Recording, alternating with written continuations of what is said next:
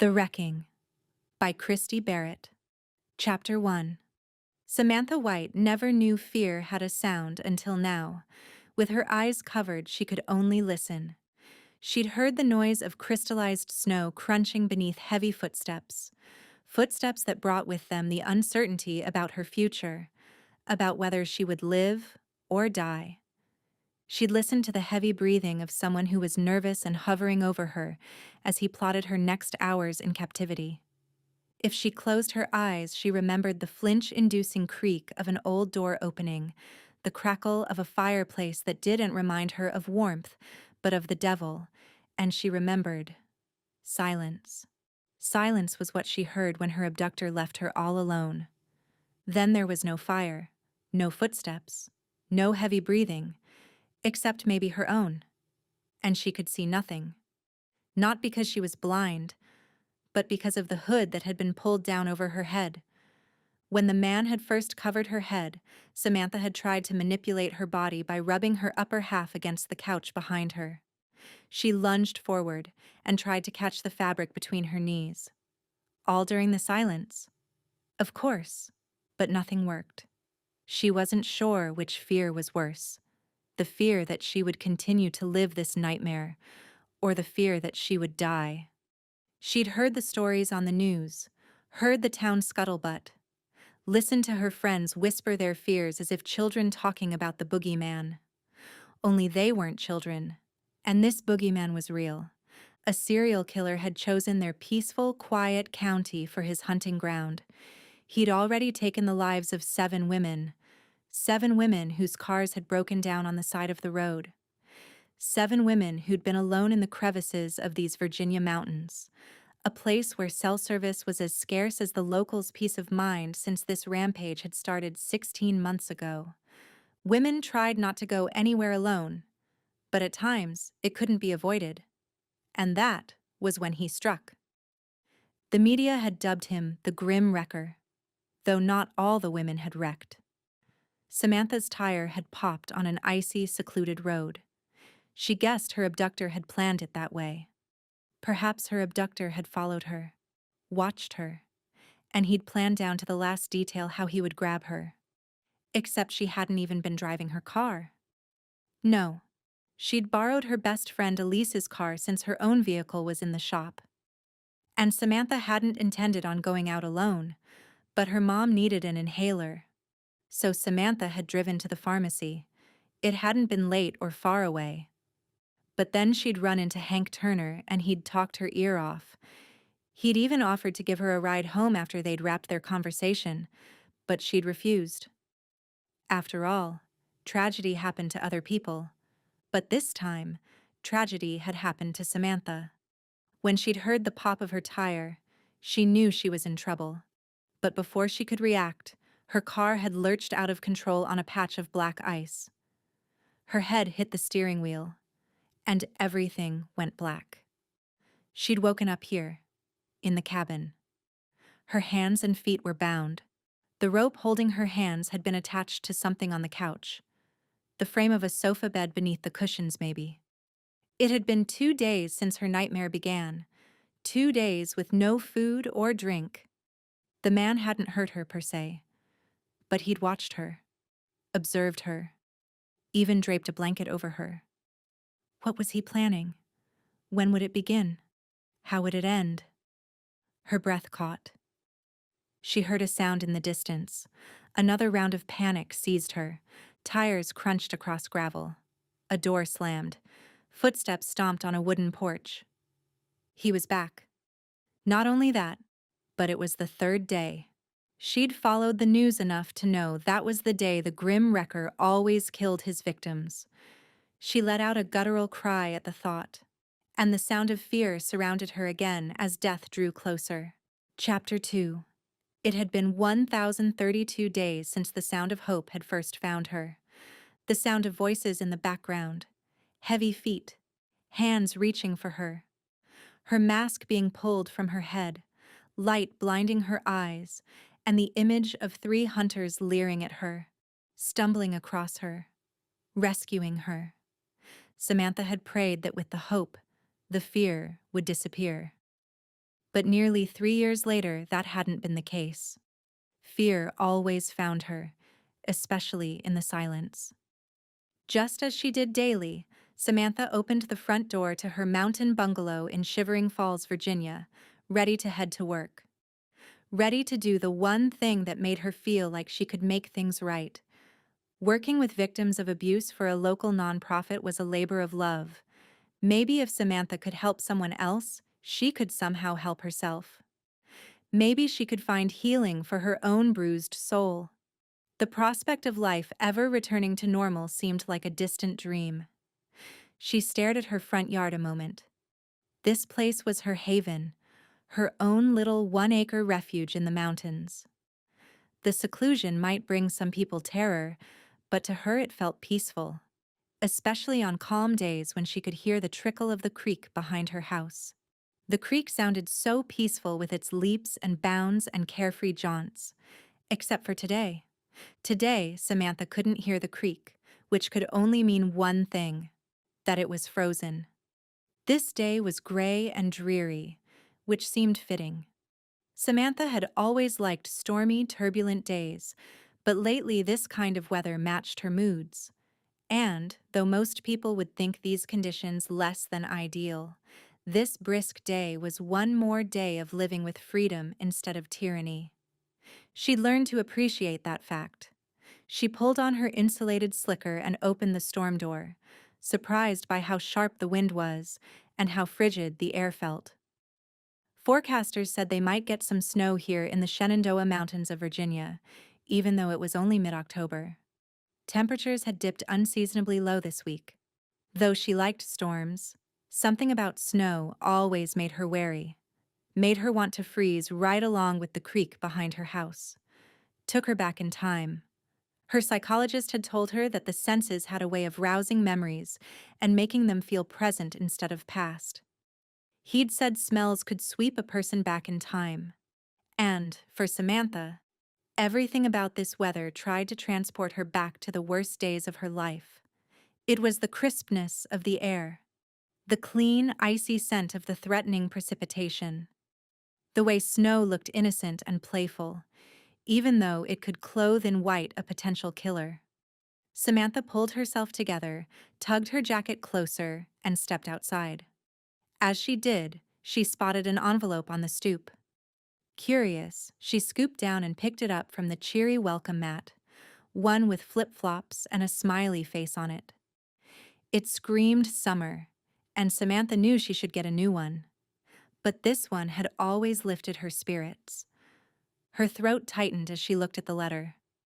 Nothing was on the front. No name or address or stamp. The envelope itself appeared to be ordinary, sealed with an adhesive strip. Standard size and variety. It was probably an advertisement from a local looking for landscaping work, or a church inviting her out for a revival. This was a strange time of year for either of those things, but people weren't always logical. Despite her rationale, her fingers trembled as she pulled the seal from the envelope. A folded white piece of paper was tucked inside. Samantha slipped it out, expecting to simply scan it and toss the letter away before heading to work. Instead, the crudely written words nearly caused her heart to stop. I want to stop. But I can't fight these urges anymore. You're the only one who can help me. Will you? Please help me, Samantha. A scream caught in her throat. It was him, she realized. The man who'd brought her to the brink of death and back had returned.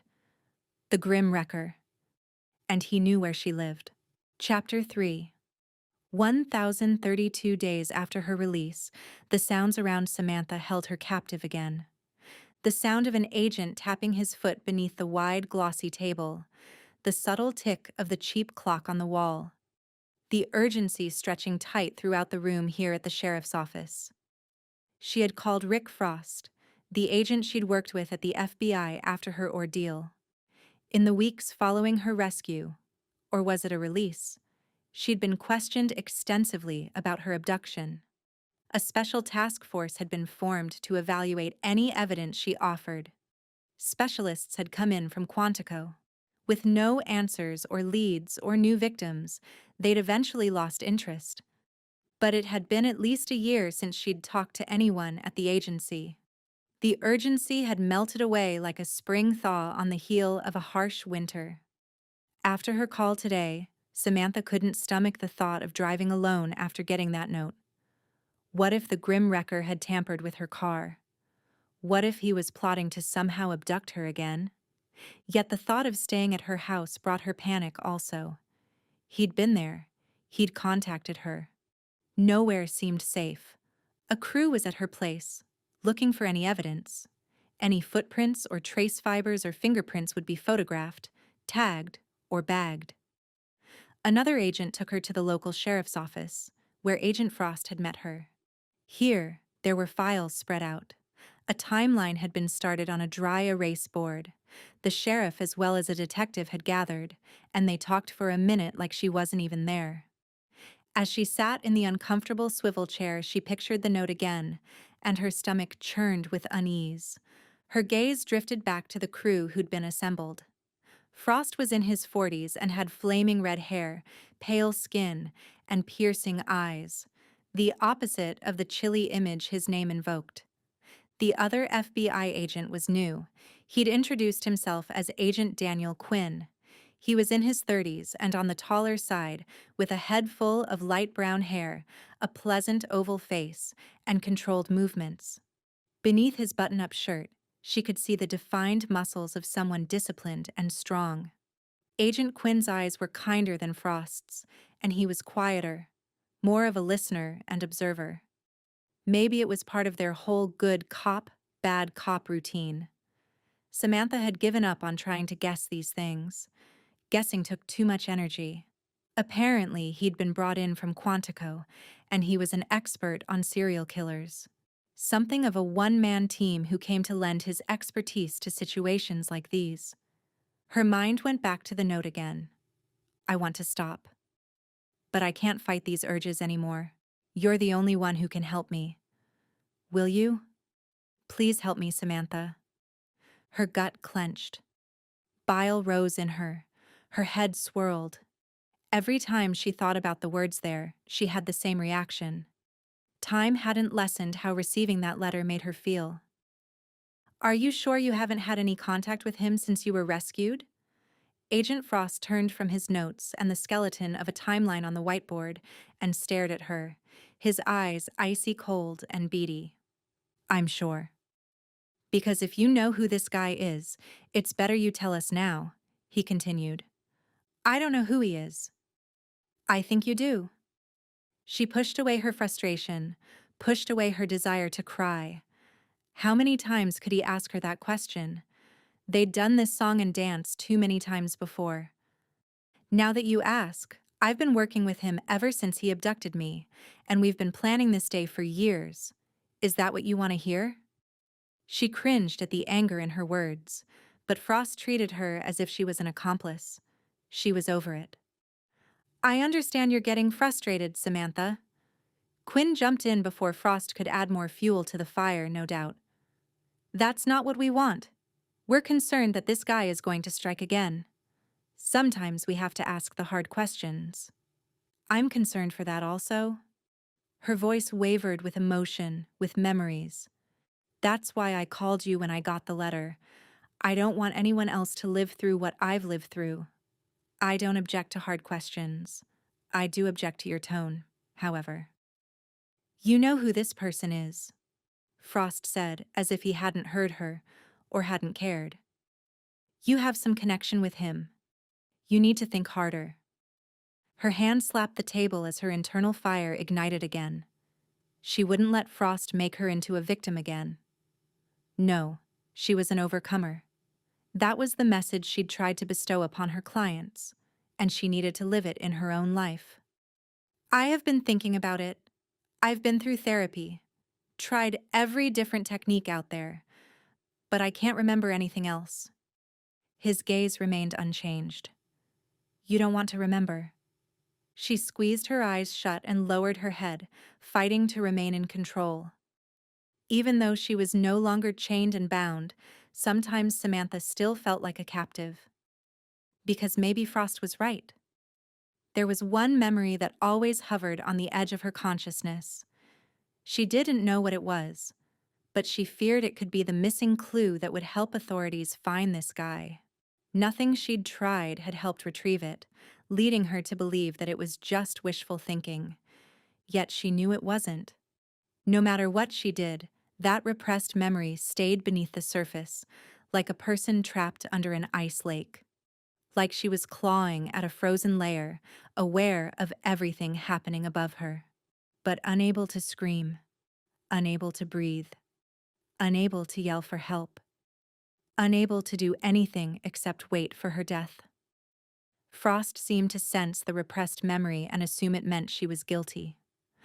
All she'd done was go to the store to get her mom's inhaler. One act had changed everything, and it would always change everything. Tears pressed her eyes, and she stood. I came here trying to help, but I can see now that nothing I say will ever convince you that I had nothing to do with this. I need to go.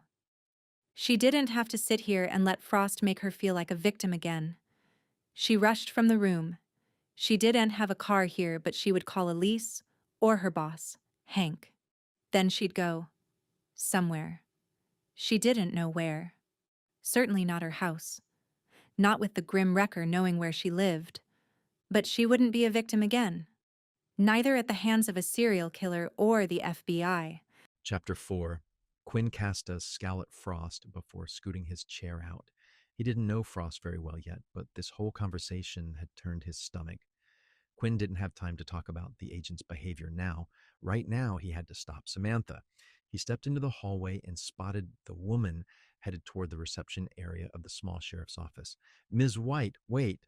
Quinn wasn't sure if she would stop, but she did. Slowly, she turned toward him. Tears glimmered in her eyes, tears that she was obviously trying to hold back. He observed her as she approached. The woman was beautiful with her olive complexion and long, dark hair. She had an almost exotic look with her heart shaped face and large eyes. All that beauty hadn't saved her from living through a nightmare. Had it added that depth to her eyes, or had that always been there? I'm sorry about Frost, he said, keeping his voice soft. Please excuse him. She raised her chin, showing a healthy dose of self respect. There's no excuse for him. I came here trying to help and inform, and instead I'm being scrutinized and pressured. My survivor's guilt is already tremendous, and that's on a good day. He shifted, desperately needing to reach her before their best lead slipped out the door. I want to hear more about this. So while the guys here are discussing their next moves, could we talk? She stared at him, her eyes wide and uncertain. She was trying to figure out if she could trust him, and Quinn couldn't blame her. Trust wasn't something that should easily be given out. Finally, Samantha nodded. I've already taken the day off work, but I only want to talk to you, not Frost. Relief filled him. I can arrange that. Let me grab my jacket and I'll meet you right here, okay? Quinn waited, watching her reaction carefully and fearing she might change her mind. Instead, she nodded again. Okay. Quinn hurried to the conference room that would serve as their headquarters. Frost still sat there staring at a notepad. Samantha and I are going to talk, he said. Good work, Frost muttered. Get her to trust you. Reaching out to the woman wasn't a play on Quinn's part. He was doing his job. Kindness goes a lot further than whatever method you're attempting to use. The way you treated her was uncalled for. She's our link, the only one who can stop this guy. Sometimes I don't think she wants to remember. Frost shrugged as if he didn't care.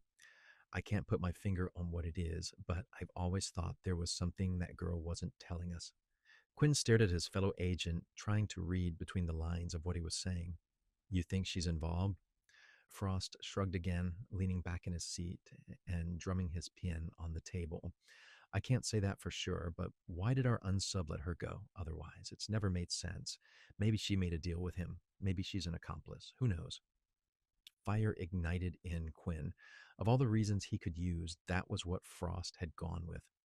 Why did this guy do anything that he did? He's been a mystery ever since he first struck 5 years ago. You're out of line. Frost stared, not saying anything until, be careful with her.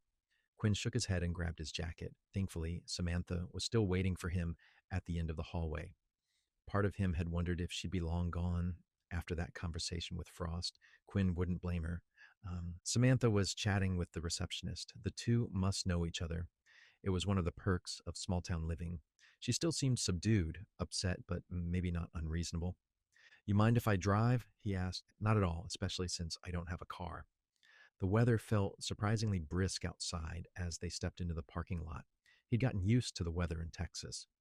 He'd liked it there in the Lone Star State, but he was happy to experience the four seasons again since he'd moved to the DC areas. Besides, it was closer to home.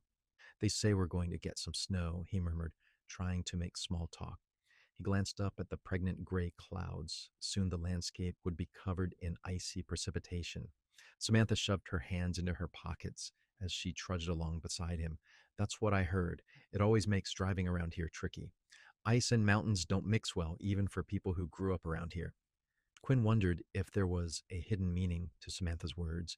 The grim wrecker had always struck when road conditions were poor. Now, just as the weather took a turn for the worse, the serial killer appeared to be gearing up to strike again. The thought made his stomach churn.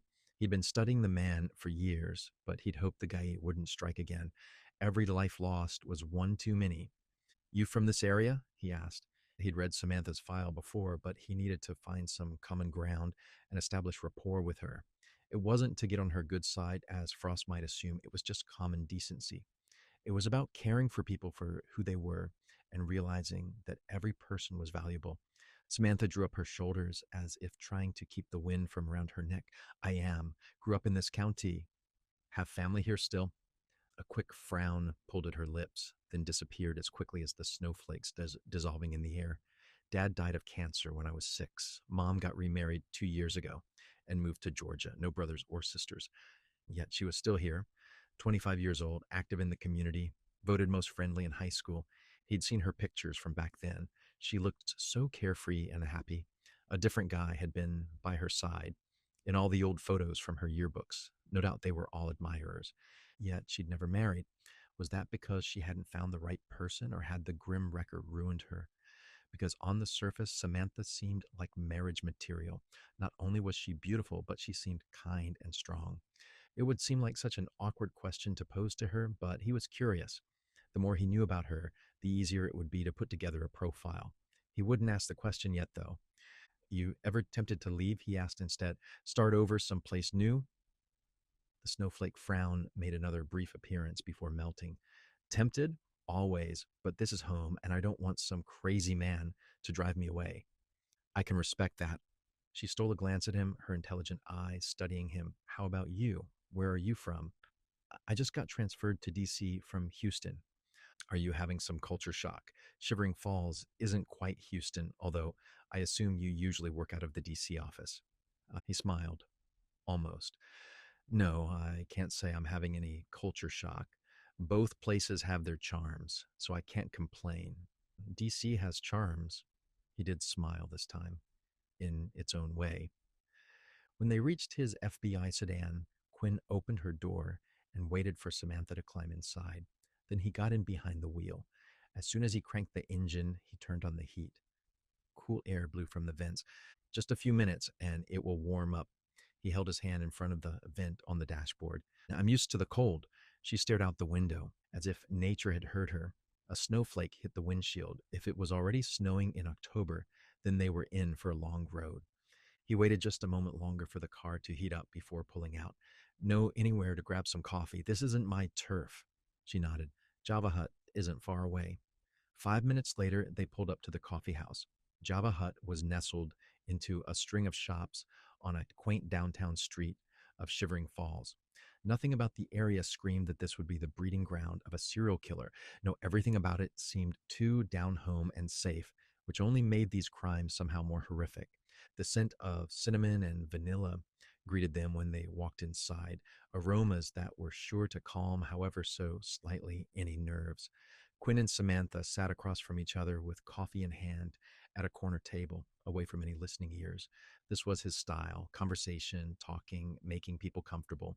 He knew how to use his brute strength when necessary, but he preferred other methods. Maybe he understood it better than the average FBI agent, since he'd been a victim at one time also. His parents had been killed in a home invasion when he was 17. Their killer was now behind bars for life, but Quinn remembered what those days were like. They'd been bleak, to say the least. Quinn mentally reviewed what he knew about the serial killer. 7 victims, all lured into the killer's trap after their vehicles had broken down on lonely mountain roads. 7 bodies found buried in shallow graves at small private cemeteries, left there like they belonged. 7 families who'd grieved without answers. Only one person had survived, Samantha White. The killer had tased her and then dumped her on the side of the road. By the grace of God, hunters had found her in the otherwise hardly traveled area. She was the FBI's best lead in finding out who was behind this.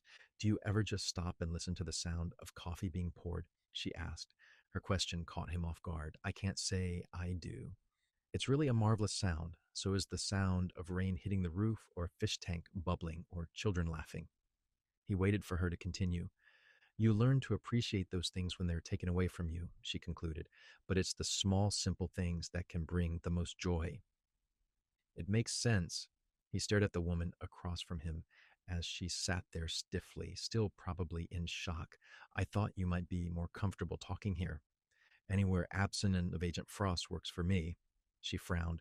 Quinn shifted, wondering what their story was. Frost certainly hadn't shared. He doesn't have much tact, to say the least. Did something happen between you two? Frost was married, so it wasn't any type of romantic conflict. At least, Quinn hoped it wasn't. A shadow crossed her face. He's never liked me, but his hostility seems to be growing. I assumed he was like that with everyone. I've only worked with him one other time, so I can't confirm or deny that. But he was curious about the shadow. She knew more, or suspected more at least, than she was letting on. He bit back what he wanted to say, the questions he wanted to ask. They did need to stay focused right now. Of course, we need to figure out who's behind this. I don't want anyone else to go through what I did. It wasn't just my friend's car that wrecked that night. My life has been wrecked afterward.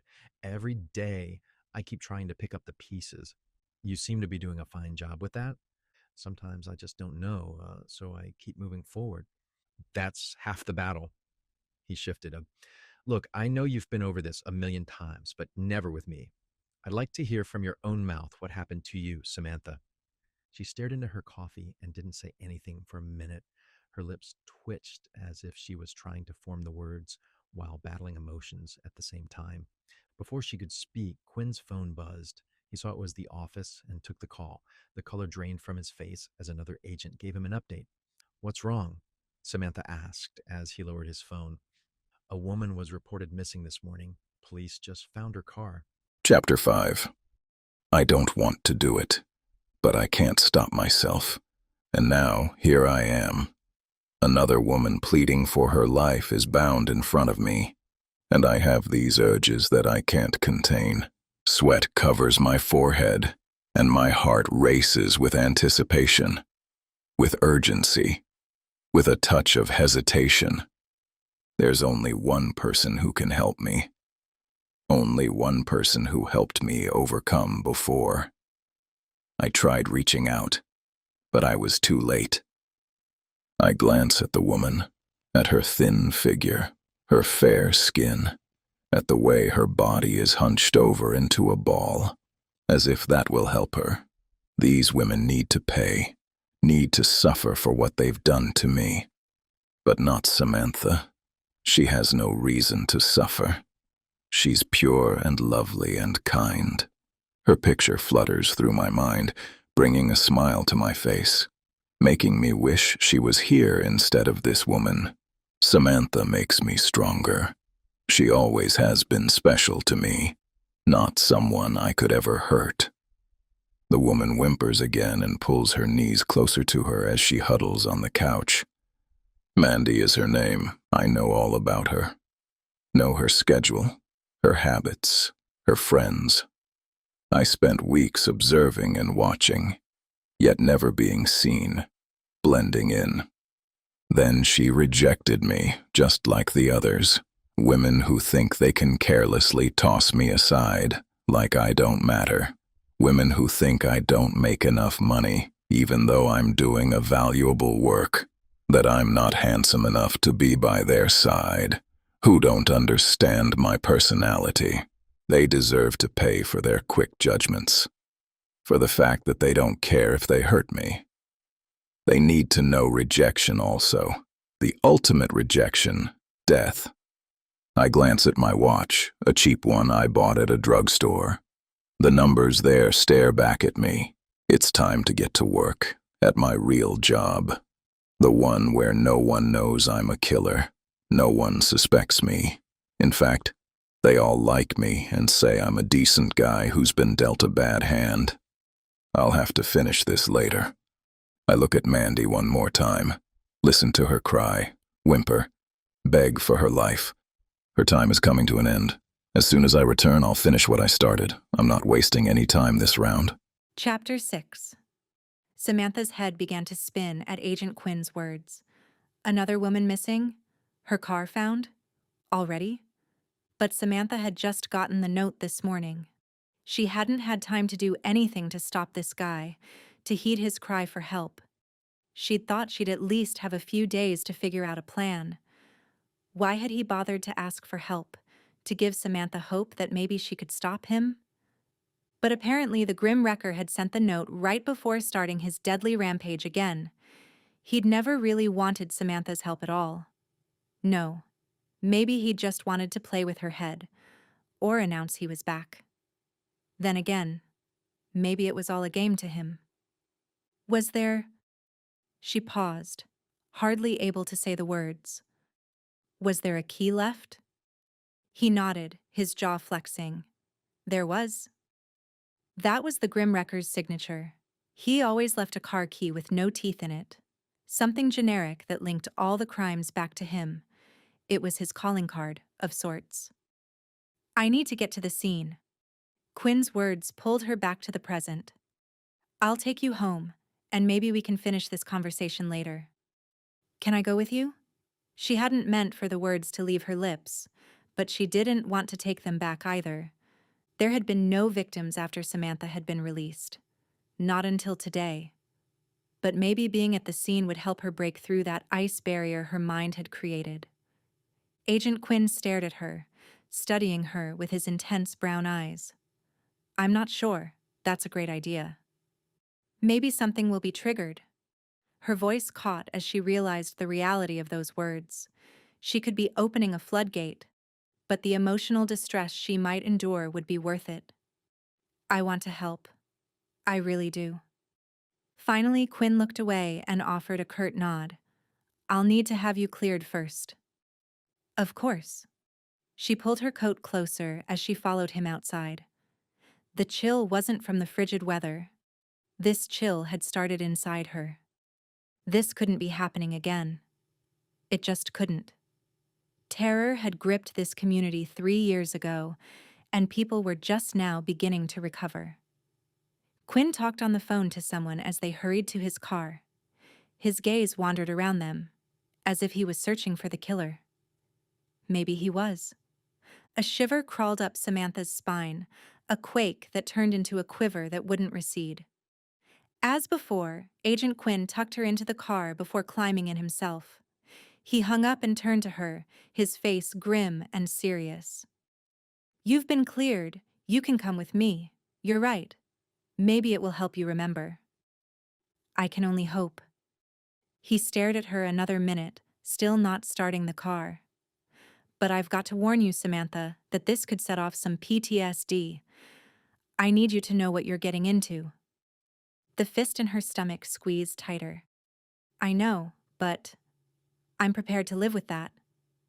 Samantha said little as he pulled away from the familiar streets of downtown and sped toward the country roads beyond it. Try as she might, she really couldn't prepare herself for this. She'd secretly hoped the killer had died. Maybe that was why he hadn't struck in so many years. Maybe something had physically stopped him. Maybe God had stopped him through cancer or a car accident. What else would explain his absence? Or maybe that had all been wishful thinking. Maybe the man had been out there lurking all these years, trying to resist his impulses but unable to. What had set him off now? She stared out the window. A light layer of snow tinged everything in white, much like the day she'd been abducted. Only there'd been black ice also. They traveled into the heart of the mountains. The road was just as lonesome as she'd imagined it would be. The narrow stretch was steep, surrounded by woods and jagged cliffs. There was barely a shoulder, and there wasn't a house in sight. Finally, Agent Quinn pulled up behind several other sedans and police cruisers. Samantha's heart pounded in her ears. This felt surreal, like a nightmare she'd wake up from.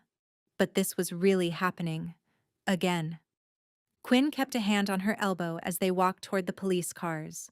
He flashed his badge and they ducked under the police line. Frost waited in the distance, talking to a local officer. The entire road had been closed, but she saw the blue sedan in the distance, and she instinctively knew it belonged to the victim. Her heart squeezed again as she imagined what the woman might be going through. Waking up, in a shack, bound, unable to see, feeling overwhelming fear that squeezed her throat until she felt lightheaded. Had the woman had any clue as to what was happening when she pulled off on the road's shoulder? Maybe if she'd been in the area 3 years ago. But someone new to this place wouldn't necessarily know, wouldn't have felt that familiar fear that the headlines had induced. No one in the area had felt safe for years now. No one had wanted to ride in their cars alone or at night or on lonely roads. Carpools had been set up. Guns had been purchased. Samantha had bought a gun, but it had done no good. She'd hit her head when she wrecked, and didn't remember anything until the time she woke up in the strange cabin. Samantha's stomach clenched again as they approached Frost. His eyes narrowed when he saw her, but he said nothing. And that was probably only because Quinn was with her. Frost was on his best behavior for the time being. A steady smatter of icy snow continued to fall around them. The weather seemed to match her mood. Chilled, bleak, promising hardship. The wind blew away any hope of safety or peace. The slick road hinted of danger, that one move could end in injury. Or worse. "What do you know?" Quinn said, bristling with every step closer to Frost. Samantha could sense it. Quinn didn't like the man either. He scored major points for that. Frost looked at his notepad. "Our victim left work at the hospital last night around midnight. She's single and lives about 3 miles from here. It looks like someone messed with her muffler. From all appearances, she pulled over when she began having car problems. She was supposed to meet a friend for lunch and never showed. A trooper came across this vehicle only an hour ago." Samantha fought to remain in control. Everything inside her wanted to fall apart, to be swept back in time. Her heart hammered in her ears. This nightmare couldn't be starting again. "Name?" Quinn asked. Frost looked at his notepad again.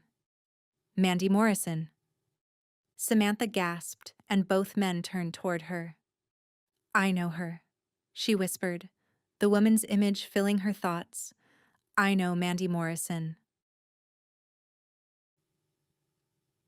Quinn took one look at Samantha's pallor and grabbed her elbow before she passed out. She wobbled but steadied herself. He exchanged a look with Frost at Samantha's revelation. Quinn hadn't expected the connections to come so quickly, so easily. Yet, there it was, begging for attention. "How do you know Mandy?" Quinn asked, once some of the dazed look faded from her eyes. Samantha squeezed the skin between her eyes, her breathing still labored, but she finally drew in a shaky breath and raised her head. "I worked with her as a victim advocate. She was in an abusive marriage and she left her husband. I was helping her through the process." Helping others seemed like a respectable career and life choice for Samantha, Quinn thought. Better than getting buried in fear and paranoia. Wasn't that the same reason he'd become an FBI agent? To somehow find justice in a world that had been so unjust to him? Frost frowned, and his aloof gaze seemed to sear into Samantha. "What else do you know about her?" Samantha drew in another shaky breath and released it in an icy puff. "She moved here from Pennsylvania around 2 years ago. She doesn't have kids. She's recently divorced, likes to whitewater raft, and I don't know what else to say. She's a really sweet woman." "When did you meet with her last?" Quinn asked. "In 2 days ago." She swallowed hard, and she didn't share anything new. In fact, she seemed happy and ready to move on. She'd even gone on a couple of dates since her divorce has been finalized. Quinn shifted, processing this new information. You didn't know any of the other victims, did you? I knew two, Samantha said. They weren't friends or anything, but this is a small town. One woman, Sarah Storm, went to high school with me. She was a couple of years older. Another woman, Trixie Smith, worked with me at the law firm when I first started there. Law firm? Quinn tried to recall the notes he'd read on Samantha. He didn't remember that. Samantha nodded. I was a paralegal before. She didn't need to finish. That's right. Quinn turned toward the road. We can safely assume that he didn't take his victim through the woods. He used a stun gun on most of them and most likely put them in his trunk based on the tire tracks at other scenes. Then he took them to a location we've never been able to pinpoint. She shivered. All I remember is that it seemed like a shack in the middle of nowhere. I couldn't hear traffic or neighbors or even a creak, just quiet. Nothing about it seemed familiar, that familiar edge of skepticism in Frost's voice. Samantha visibly bristled. No, nothing. No evidence of other women being kept there, he continued. She shook her head back and forth more adamantly. Not that I could tell, but I had a sack over my head in case you haven't read my file or asked me this a million times already. Quinn gave the man a warning glance. If this behavior continued, he would report Frost. It was uncalled for. He'd have to think about that later. Right now, they had other matters to attend to. We need to track down Mandy's ex-husband. He should be the first person we look at, Quinn said. Not the serial killer? Samantha blinked in confusion. Her ex could have staged things to make this look like the Grim Wrecker, Quinn said. We always look at spouses first, as a general rule. We need to put together a timeline for Mandy and figure out who saw her last. I'll look into her ex-husband, Frost said, pulling out his phone as he walked away. I'll start on the timeline, another agent said. At that moment, Samantha's cell rang. A wrinkle formed between her eyes as she stepped away and put the device to her ear. When her face paled, Quinn knew something was wrong.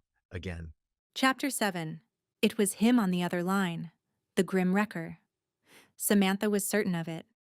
Even though there were no words coming through the speaker, only heavy breathing, her gut told her the killer had called her, had reached out.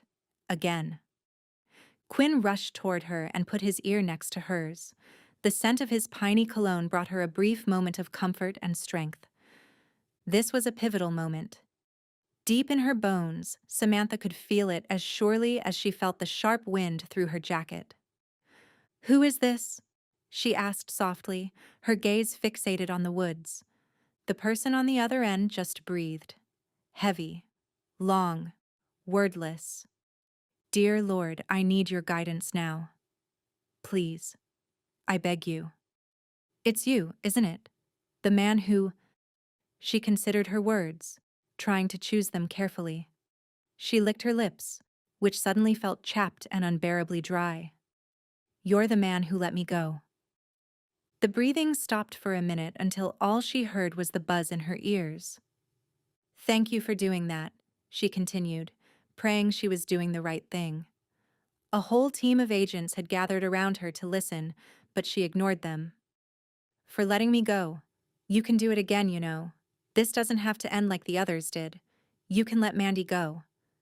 The heavy breathing started again, the sound sending another round of shivers up and down her spine. She recognized the sound, remembered it. If she closed her eyes, she went back there again. On the couch. Feeling the man's presence nearby. Feeling him as he watched her. Hearing him breathe. Quinn nodded beside her, motioning for her to keep the conversation going. "You can turn this around." She knew she had to use every moment while she had his attention. She couldn't squander this opportunity, but the pressure between her shoulders felt like a boulder of ice had been placed there. "Your impulses don't control you. You make the decisions about everything you do." The breathing continued, faster now, as if he was getting anxious. "Let her go." Samantha's voice was pleading and soft. She had to reach him. She had to. "Please." The inhalations came even faster. Then she heard a click. The line went dead. And, as reality hit her, Everything spun around her in a blur of white. Quinn swooped forward and caught Samantha's limp body before she hit the asphalt. He lowered her onto the barricaded road and gently slipped his arms from beneath her lithe figure. Someone get her some water, he ordered, and get a trace on that number. Quinn doubted they'd be able to track down the location of the caller, but he had to at least try. They had to pursue every lead possible. This guy had to be stopped before he harmed anyone else. An agent grabbed Samantha's phone and hurried off. We need a paramedic over here, he called. He looked down at Samantha's picture perfect face, even with her slack, unaware features. His heart went out to her.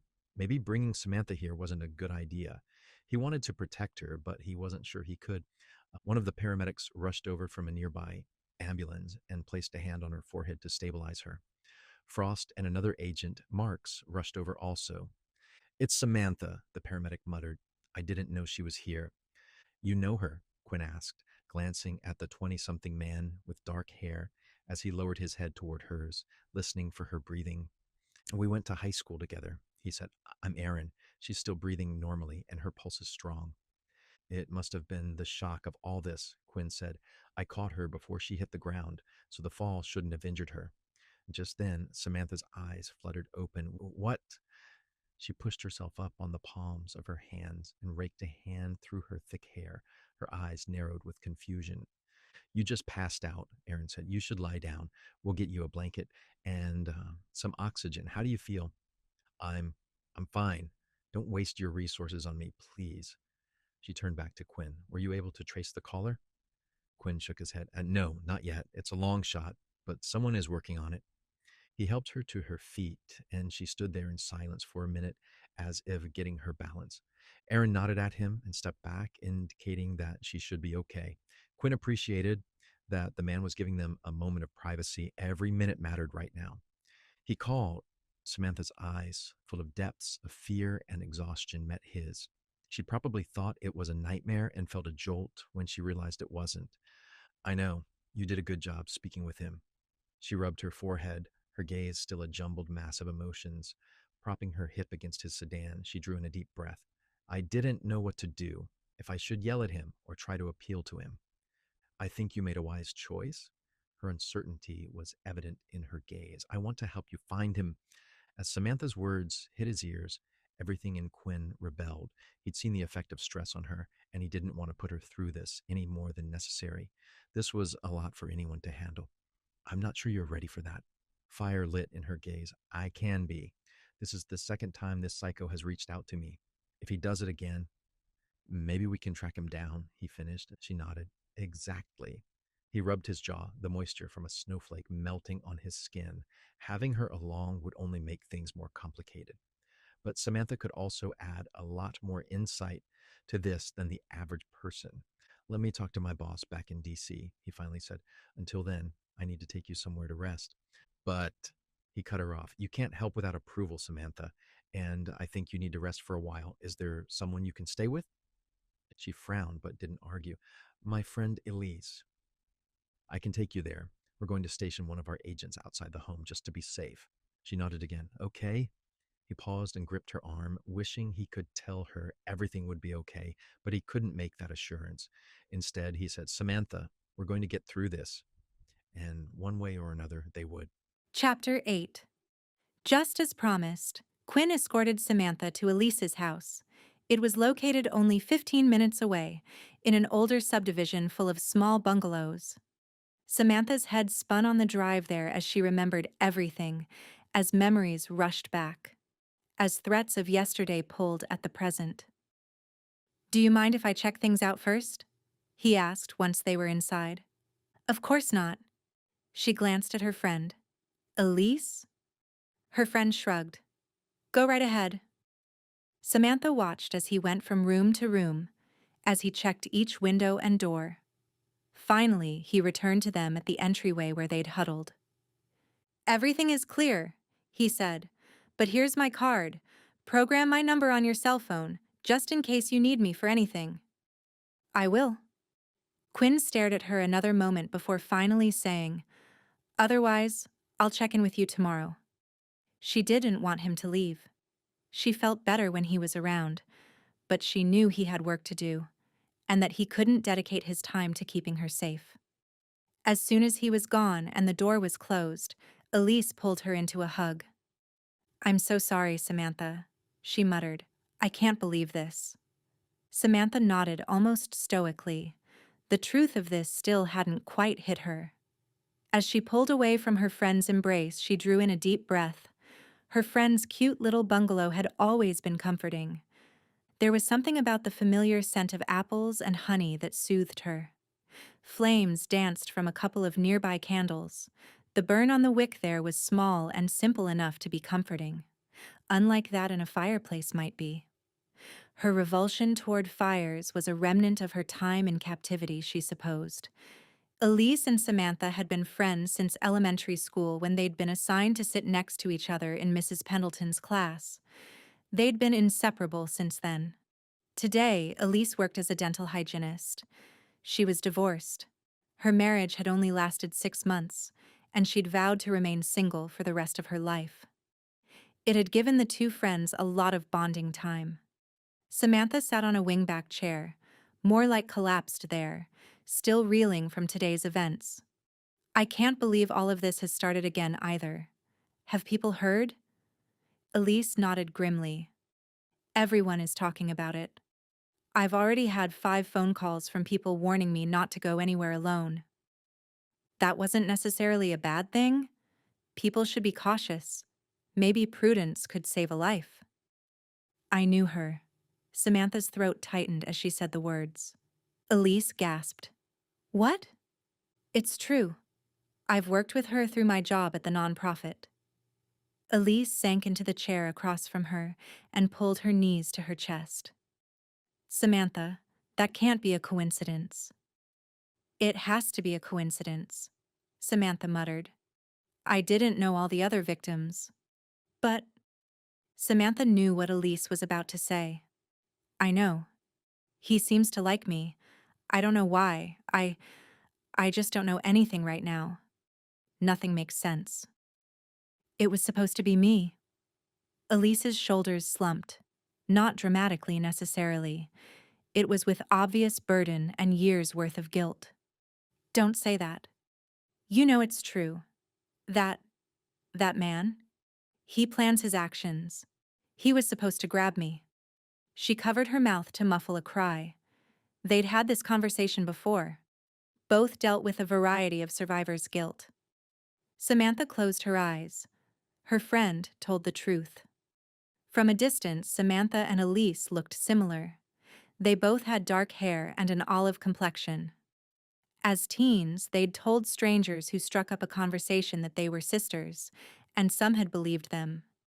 Back then, they'd also worn their hair in a similar fashion. Now Elise's was short and bobbed, while Samantha's was long and wavy. "If this is all linked to me, I don't know that I could live with myself," Samantha said. Elise squeezed her shoulder. "Oh, honey, everyone knows you have the biggest heart of them all. You're the person who insisted on making muffins for all the elderly at our church." "Then I got home and tasted one. They were terrible." "And you were friends with Jed when no one else would talk to him in high school." "I hate bullies, and he had such a rough life."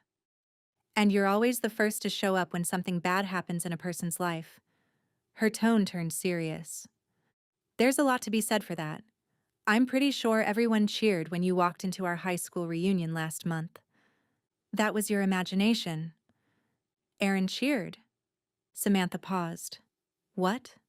"Aaron Jeffries." "What are you saying?" "Oh, come on. Everyone knows he's had a crush on you for years." "No, he hasn't." Samantha would have known. "But he was at the scene today, as a paramedic." "Small world," Elise said. Samantha's phone rang and she recognized the number. "Excuse me a minute, I need to take this." Samantha slipped into a spare bedroom to take the call. "Hey, Hank." "Samantha, are you okay?" He rushed, the concern evident in his voice. "I'm fine." She lowered herself onto the bed, suddenly feeling the exhaustion of the evening. As the darkness crept up behind her, Samantha's heart raced. She quickly flipped on a light. No, no one was there. She was just paranoid. I heard what happened. What can I do? Do you need a place to stay?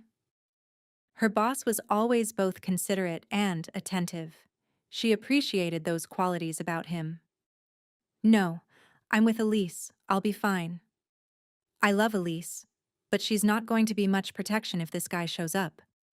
There's an FBI agent stationed outside, she tried to assure him. An FBI agent? His voice trailed off. That sounds serious. It is serious, Hank. Do they think this guy is coming after you? His voice turned even more grim. His words caused Samantha's stomach to churn. I'm not sure. They're just not going to take any chances until they know what's going on. He paused. I can't believe this. No one can. It still seemed surreal to her, like a bad dream she'd wake up from. Only the nightmare kept drawing her back in and she couldn't escape. Hank was someone else who felt guilty. He should have insisted on giving her a ride home. That's what he always told her. Samantha suspected he liked her. When she'd decided to change careers, Hank had been the first person she'd gone to. But she only felt friendship toward the man. No sparks or visions of forever. Besides, dating wasn't at the top of Samantha's priority list. Who'd want to be with someone as neurotic as she felt? She couldn't sleep at night. She had nightmares. She wouldn't drive alone at night. It was a lot of baggage to bring into a relationship. Hank was a kind and sweet man who ran a nonprofit, going without pay sometimes. He'd started the shelter in memory of his mom, who'd been in an abusive marriage herself. The work he did was honorable and worthwhile. I'm scared for you, Samantha, he finally said. She didn't bother to hide the truth. I'm scared too. Chapter 9. Samantha hadn't slept all night. Now it was 5:30 a.m., and she was up, drinking some coffee at the cozy kitchen table. Papers were spread in front of her as she tried to sort out her thoughts. By now, the police should have talked to Mandy Morrison's family, Samantha realized. She should call them herself, but she couldn't bring herself to do that yet. She was too shaken right now and would probably only add to their stress. They were grieving, no doubt. Perhaps there was a touch of hope that Mandy would be found alive, like Samantha had been found alive. Samantha wanted to hold on to some hope also. The killer had called her. Maybe that meant he was second-guessing all of this. Had her words had any impact on him? Could she even hope? She sighed and stared at her jumble of notes. Samantha wasn't a detective. She had no desire to be a detective. But what was the connection between all these victims? She stared at the list she'd started. Victim number 1, Ernestine Fletcher, school teacher. Everyone thought her car had simply broken down and she'd disappeared. She'd always been flighty. Victim number 2, Riley Durham, cashier at a gas station. When she disappeared in the same manner as Ernestine and the same generic car key had been found, people became more suspicious. Victim number 3, Kelly Levering, babysitter. When she disappeared, the FBI was called in and things got real. No one could deny the pattern that had emerged. A week later, all their bodies had been discovered. There was also Sarah Storm, who'd gone to high school with Samantha and Trixie Smith, whom Samantha had worked with. Another woman was a horse trainer. Another was attending college. Samantha stared at the list and frowned. None of the careers matched. Some women were single, some married, some wealthy, some poor, some thin, some overweight. The only connection was that the women were all under 30. If her notes were correct, the oldest had been 27 and the youngest 19. A few of these women had lived in town, but several had lived on the outskirts. One had been visiting from another state. Though Samantha's little town was the smallest in the county, the surrounding areas had large population swells. He wasn't choosing women based on appearance, career, or social status. What was he basing it on? Samantha paused and rubbed her eyes, already weary. But she didn't have time to be tired. There was a life on the line. If she could do anything to help. Can't sleep either? Elise shuffled into the kitchen, sporting bedhead and fuzzy Hello Kitty pajamas. Samantha shook her head. No, I had nightmares. Kept hearing things. No updates? Samantha shrugged. If there are, no one has told me. I'm sure. I'm not first on their list. I still can't believe this has started up again. Her voice sounded as somber as Samantha felt. Elise lowered herself into the chair beside her. This man has already taken away so much of my life, and now he's returned to take even more. That had been her resounding thought last night. He couldn't wreck her life again. Yet it was like she could see an accident about to happen, and her entire body was bracing herself for the incoming impact. Elise frowned and poured herself some coffee. Maybe the police will catch him this time. We can only hope. Silence stretched between them, and Samantha took another sip of her coffee. She'd been obsessed lately with almond joy-flavored creamer. Elise had introduced her to the variety, but nothing really tasted good right now. Who was that FBI agent who came in with you last night? Elise asked, shifting in her chair. Quinn's face fluttered through Samantha's mind, especially his kind eyes. Why couldn't every agent be like him? Maybe she wouldn't have so many knots in her stomach if they were. They call him Quinn, she said. Nice guy? Yes, he is. 100 times better than Frost. Frost is terrible. Maybe you can report him. He doesn't need to work with the public. That's for sure. Elise had heard about Samantha's encounters with Frost before. He'd been a topic of many conversations. I don't want to waste my energy on him. He's not worth it. Good point. But he has a major attitude problem. Agreed. But Samantha had suspicions that it was more than his attitude that was a problem. Through a twist of fate, she knew too much about the man. She'd learned his deepest, darkest secret. Around that same time, Frost had begun to act resentful of her.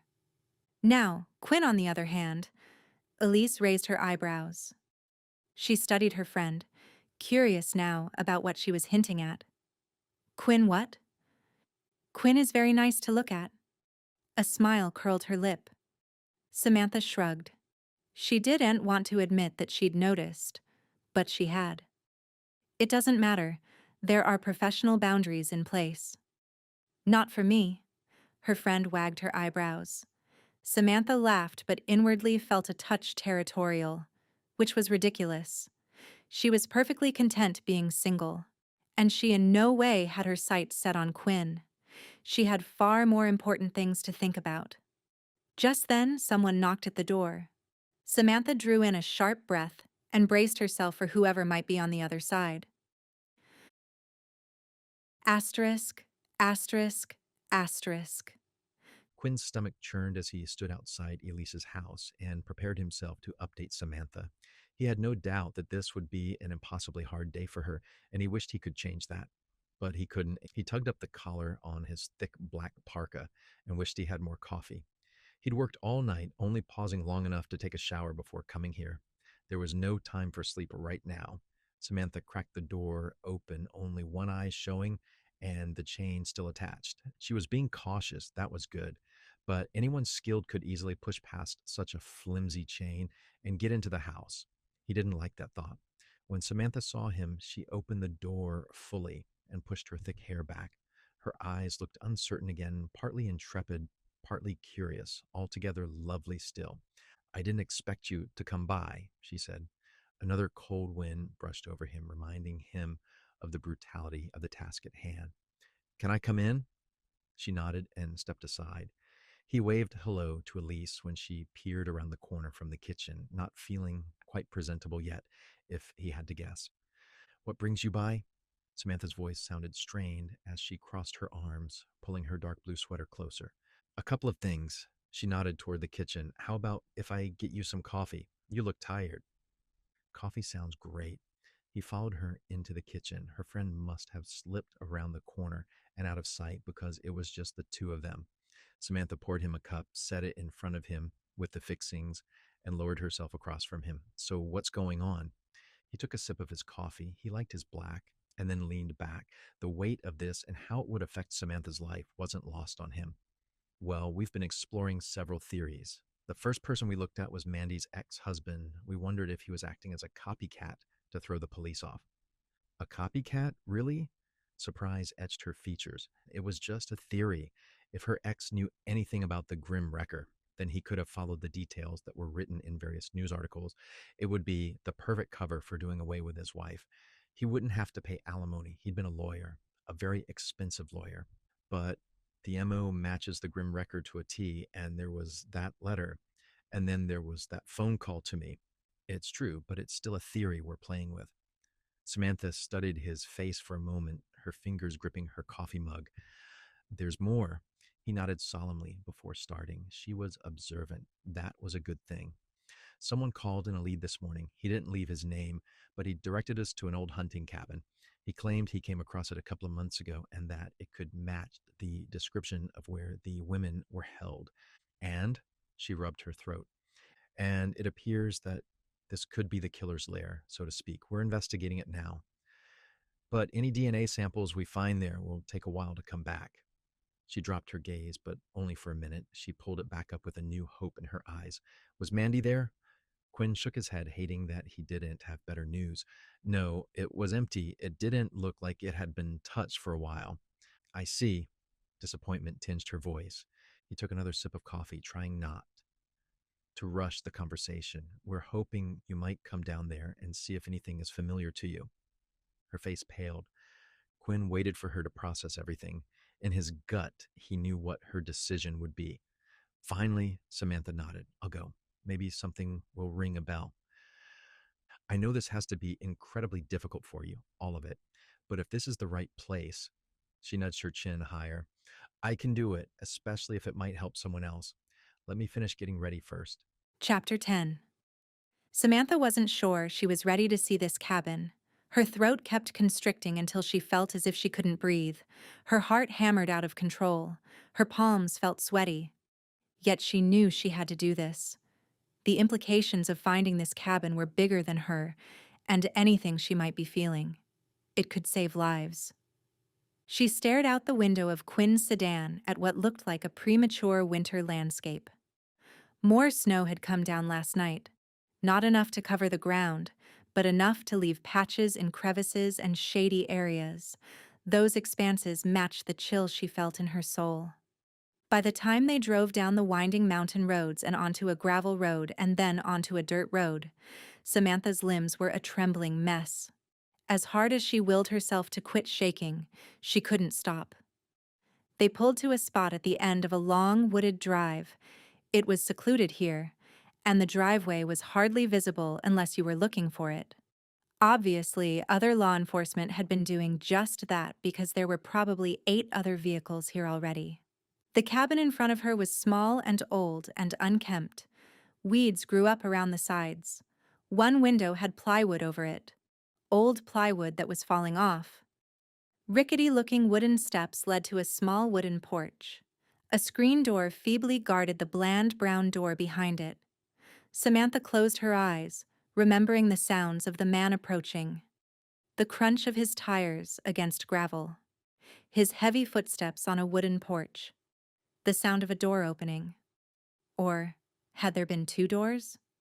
She pressed her eyelids together harder as the memories transported her back in time. What were those noises? At once, they hit her again. A screeching sound, followed by a whoosh of air. Yes, Samantha decided. There were 2 doors, a squeaky screen door and a heavy wooden one. Her tremble deepened as the memories, at one time vague, suddenly seemed more real than ever.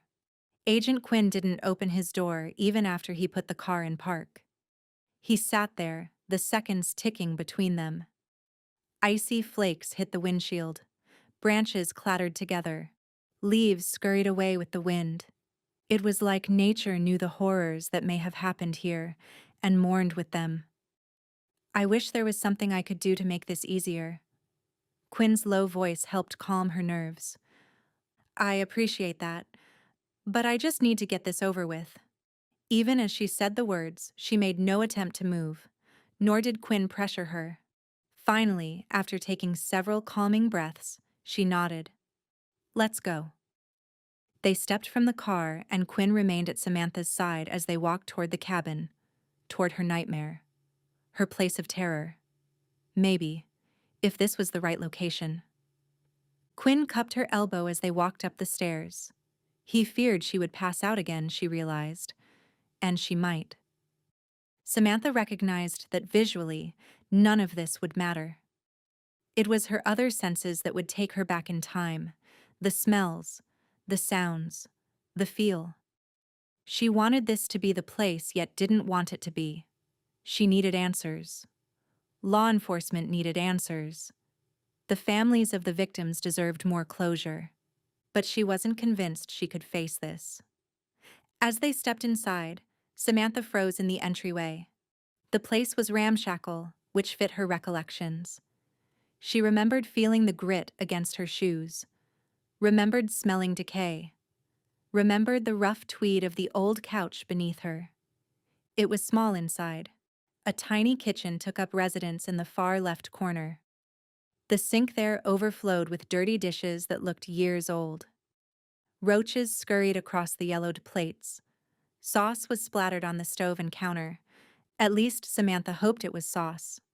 Her stomach revolted at the thought. There was also a small table in the corner. Junk was piled high on it. There were old coffee cans, fishing hooks, plates, and prepackaged food wrappers. A pea-green tweed couch sat on the opposite wall with an old woven rug in front of it. Could that be the couch where she'd been prisoner? The dirty rug she'd felt beneath her stockinged feet? Quinn's grip on her elbow tightened, but he said nothing. He was giving her space to process, and she deeply appreciated that. There was no need to go any farther in the house. To her knowledge, this was as far as she'd gone. That couch had been her dungeon for 3 days. If it was the right one. Anything? Quinn finally asked, his voice full of compassion. I'm not sure. Remembering grit on her feet didn't quite seem like enough to verify this was the place. She couldn't haphazardly give an answer either. Too much was on the line. Take as much time as you need. Samantha took another step forward and closed her eyes. There was too much noise around for her to remember the sounds of the house.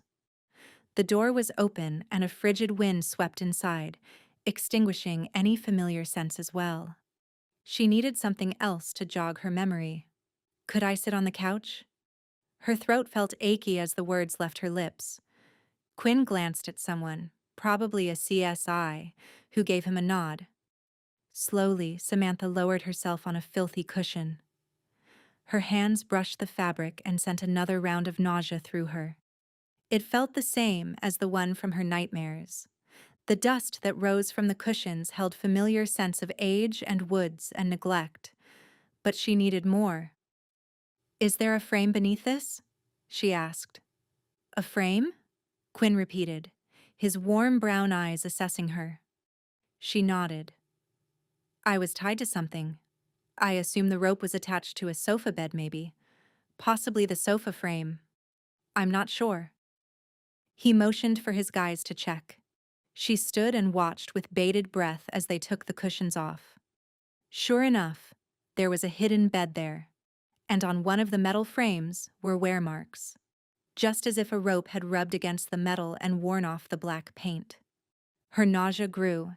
When she saw the fireplace across from her, the truth crept closer and closer. That was the fireplace that had crackled as though the gates of hell had opened and were taunting her. She took 3 steps toward it, heard a creak, the one that she'd always heard as the man approached her. This was the place, she realized with certainty. Everything went white around her. Chapter 11. At once, Samantha was back in the watery depths of that partially frozen pond from her nightmares. That familiar layer of clear ice was there, separating her from the help just on the other side. As always, she was unable to scream, unable to get any attention. Her fist banged against the ice, hoping to break it, but it was too thick. She couldn't breathe. Water began filling her lungs, drowning her. Hypothermia stole the feeling in her extremities, and it would be so easy to close her eyes and just let go of everything, to let go of life. But Samantha couldn't allow herself to do that. No, she wasn't beneath the surface, she realized, but the memory was, the one that begged for her attention. Whatever her memory was, it lingered at the surface. It was so close, yet just out of reach. If she could just break through and retrieve it. Instead, she disappeared into the pond with it. Samantha? Samantha? Her thoughts tried to come back to the present, tried to be rescued from her icy grave. But part of her didn't want to. Maybe she could stay here, conscious yet unconscious. Part of her didn't want to face reality.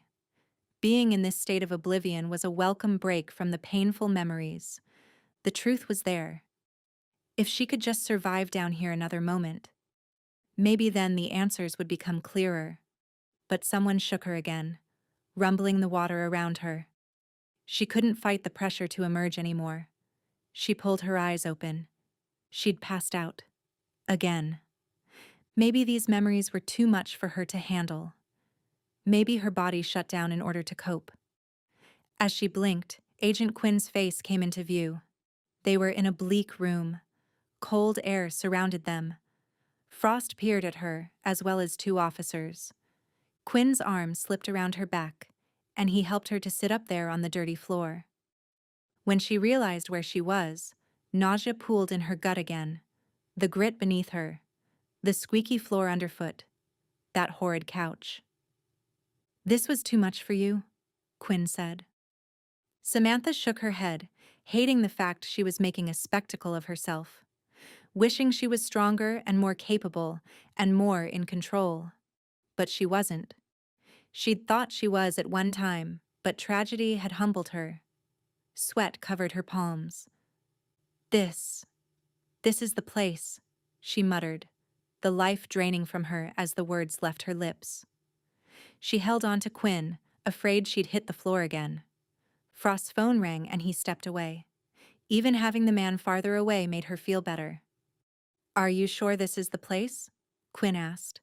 She nodded, but the motion caused everything to swirl around her, made her feel like she was inside a snow globe that a toddler was shaking. "Yeah, I'm sure." Frost put away his phone and approached them again. "I just heard back about who owns this place." "Who?" Quinn asked. "Aaron Jeffries." The blood drained from Samantha's face. Aaron? Her old high school classmate and the friendly town paramedic? Could he have really been behind all this? She didn't want to believe it, but she'd always suspected the grim wrecker was someone she knew. Chapter 12. Quinn left Samantha in the car as he and 6 other law enforcement officers surrounded the fire station where Aaron Jeffries was working. He'd go in to talk to Aaron, calmly, he hoped, but he needed the men outside as backup, just in case the guy decided to run or do something else foolish. He didn't feel comfortable leaving Samantha alone right now, not until they knew for sure where Aaron was and until they confirmed he was their guy. Instead, he directed a sheriff's deputy to stay with her, just to be safe. He couldn't take any chances. Aaron fit the profile on so many different levels. He knew Samantha. He knew the area. He would have been in the middle of the action when the bodies were discovered. For a serial killer, that could be just the buzz he needed. Could the grim wrecker have been under their nose this whole time and no one had seen it? When the building was sufficiently surrounded and there was nowhere for Aaron to run, Quinn and Frost entered the station. The fire chief, whom Quinn had already spoken with on the way here, greeted them somberly at the front and directed them to a space toward the back. They walked into a break room and saw Aaron sitting there eating a sandwich and reading the newspaper. He straightened when he saw them, visibly tensing.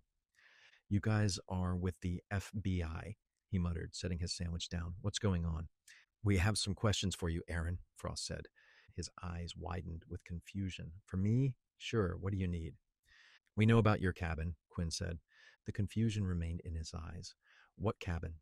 Quinn wasn't sure if he was playing dumb or not, but he couldn't let this guy off the hook yet. He was their best lead, the one down in Miller's Hollow. Aaron's shoulders slumped slightly. My granddad's old place? I haven't been there in years. What's going on? What's the big deal about the cabin? Frost crossed his arms and glowered at Aaron. When was the last time you were there? I don't understand.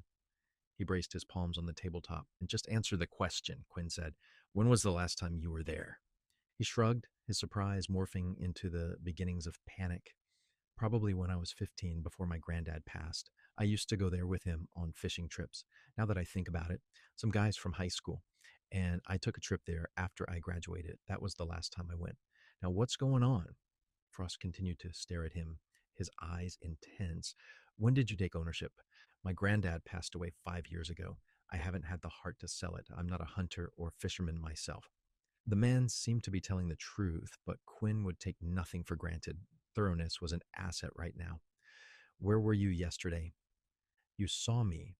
His voice rose in pitch as his nerves obviously began to get the best of him, as a sheen covered his skin.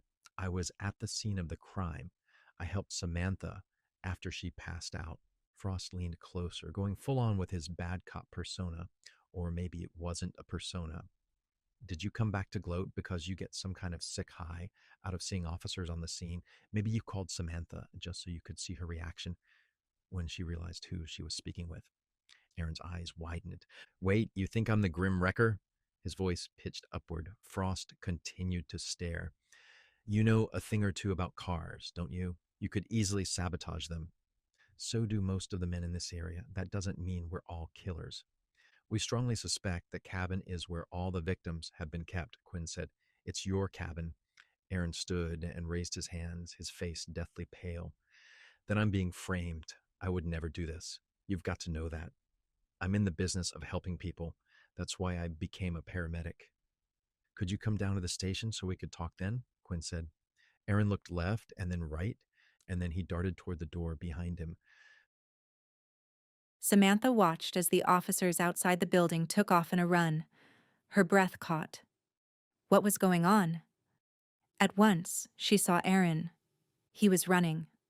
Why would he do that? Unless he was guilty. Her heart pounded furiously. She didn't want to believe he could be behind this. He'd always been nothing but kind to her. Elise's words came back to her. He's always had a crush on you. That couldn't be true. The two of them had always just been friends. The man didn't have a chance to escape, not with so many officers. Two of them easily tackled him. A moment later, Quinn and Frost appeared and handcuffed him.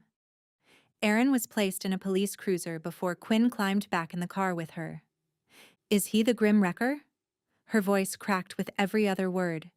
It's his grandfather's old cabin. He claims he hasn't been there in years. Can you think of any connection he may have had to any of the victims? We went to high school with one. It's a small town. I'm sure he knew the others. Maybe he responded to emergency calls at their houses?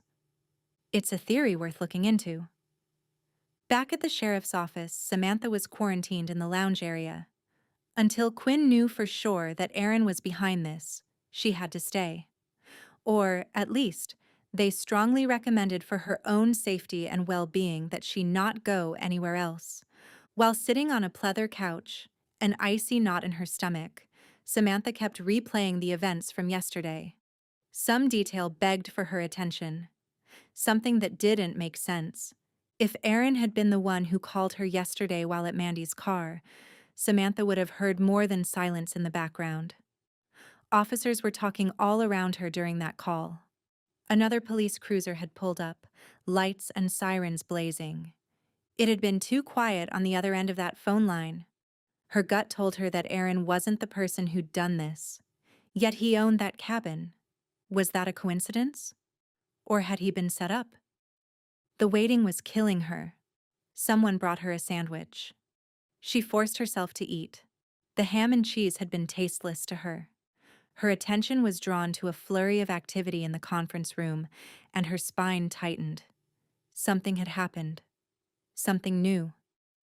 She walked to the door, watching carefully, holding her breath with anticipation.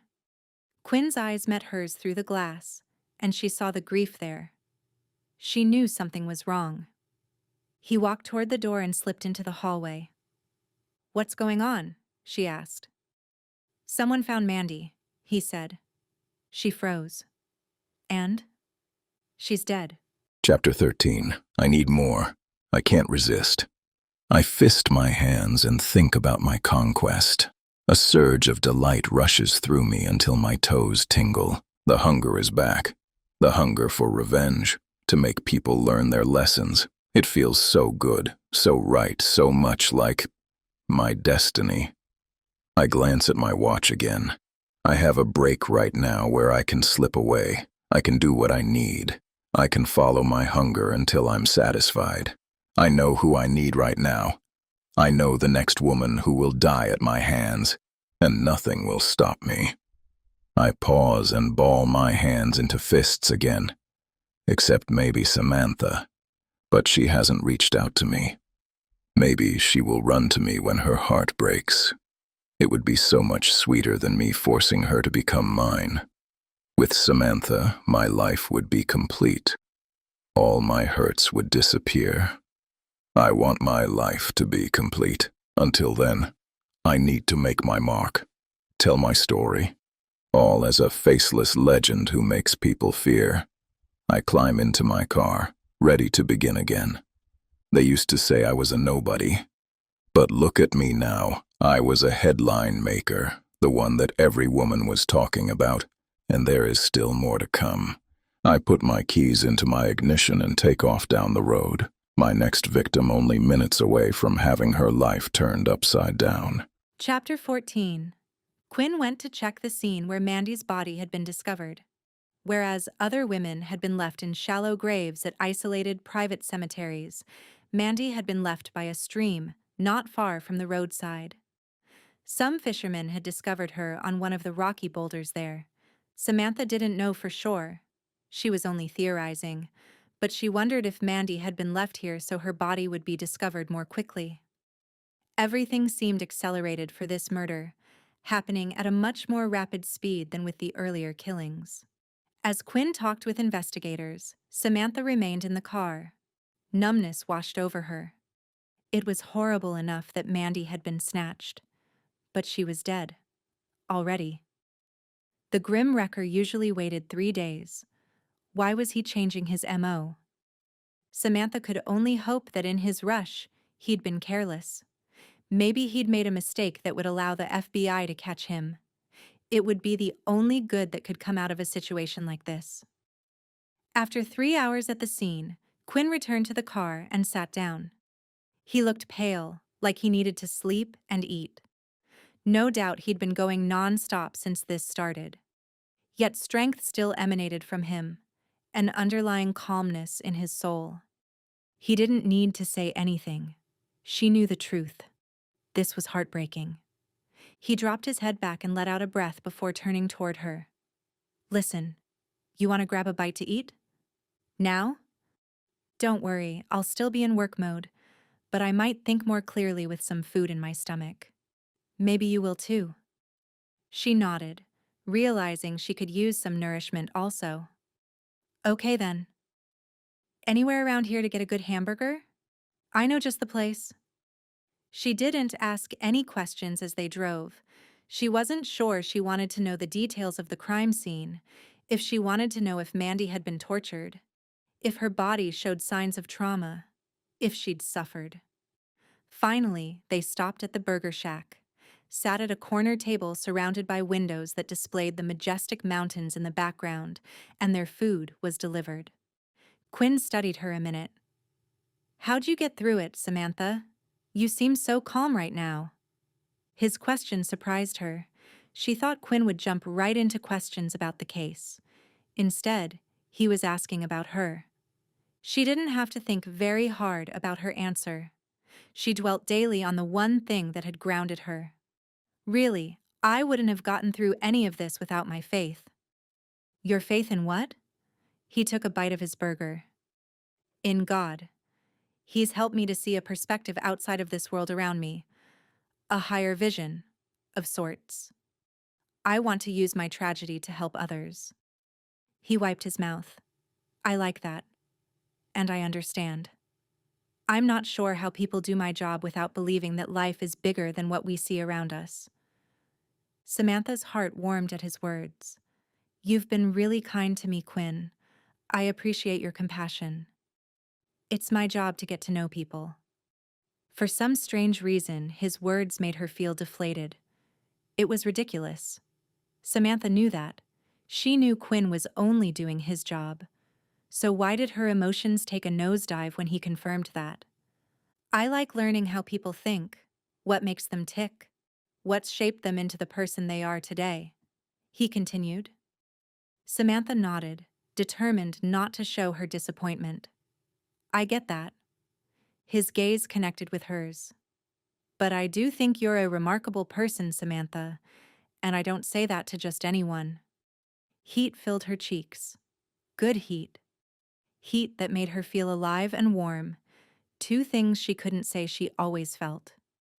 But it was all ridiculous. How could she even care about things like that when there was a killer out there?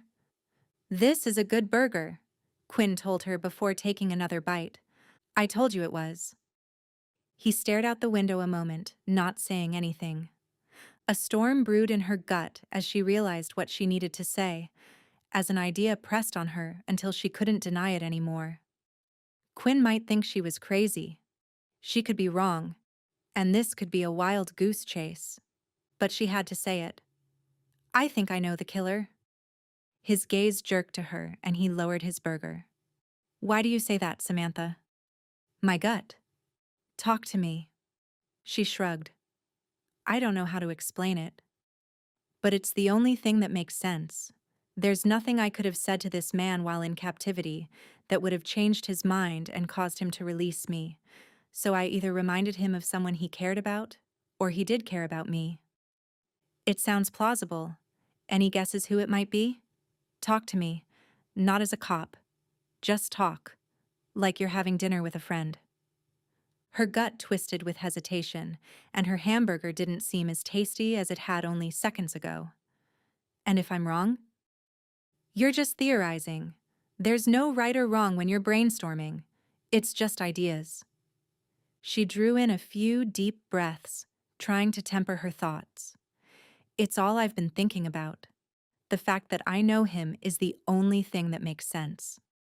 He leaned closer, pushing his food aside. Let me tell you this to start you off. Aaron has an alibi. It wasn't him. He's been working a 12-hour shift, and several people have verified that he's been with them the whole time.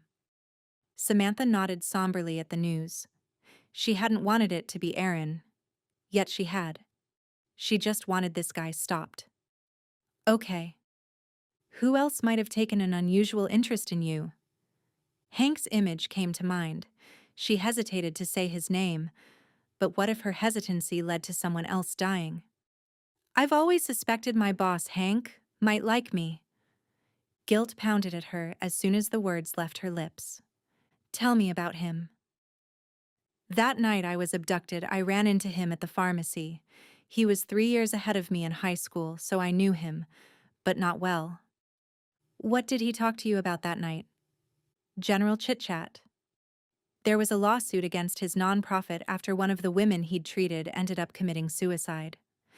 The law firm I had been working with was representing him, and he was concerned about potential legal action. I couldn't really talk to him about it, so I just listened. And then, I was getting nervous because we talked longer than I thought, and it was getting dark outside. And your mom needed her inhaler, right? She nodded. That's right. It wasn't an emergency, but I wanted to have an inhaler on hand. When she gets stressed, it affects her breathing. I didn't want to take any chances, but I'd promised her I'd be back before dark. Go on? Hank offered to give me a ride back, but I told him no, and then... She didn't have to finish because Quinn knew. Then the Grim Wrecker had abducted her. Now you work for Hank? Quinn asked. That's right. When I needed a change, he was the first person I thought about. He is doing a good work. What's he like? Other than the fact he likes to help people? She picked up a fry, thought about eating it, but then changed her mind and placed it back on her plate. He's kind of shy, actually. A little quiet and awkward. He doesn't really care a lot about money. I'm pretty sure he doesn't even always get paid. It's all about fundraising and grants. He's single? That's right. Never been married to my knowledge. She shifted as her thoughts went somewhere she hadn't wanted them to go. What is it?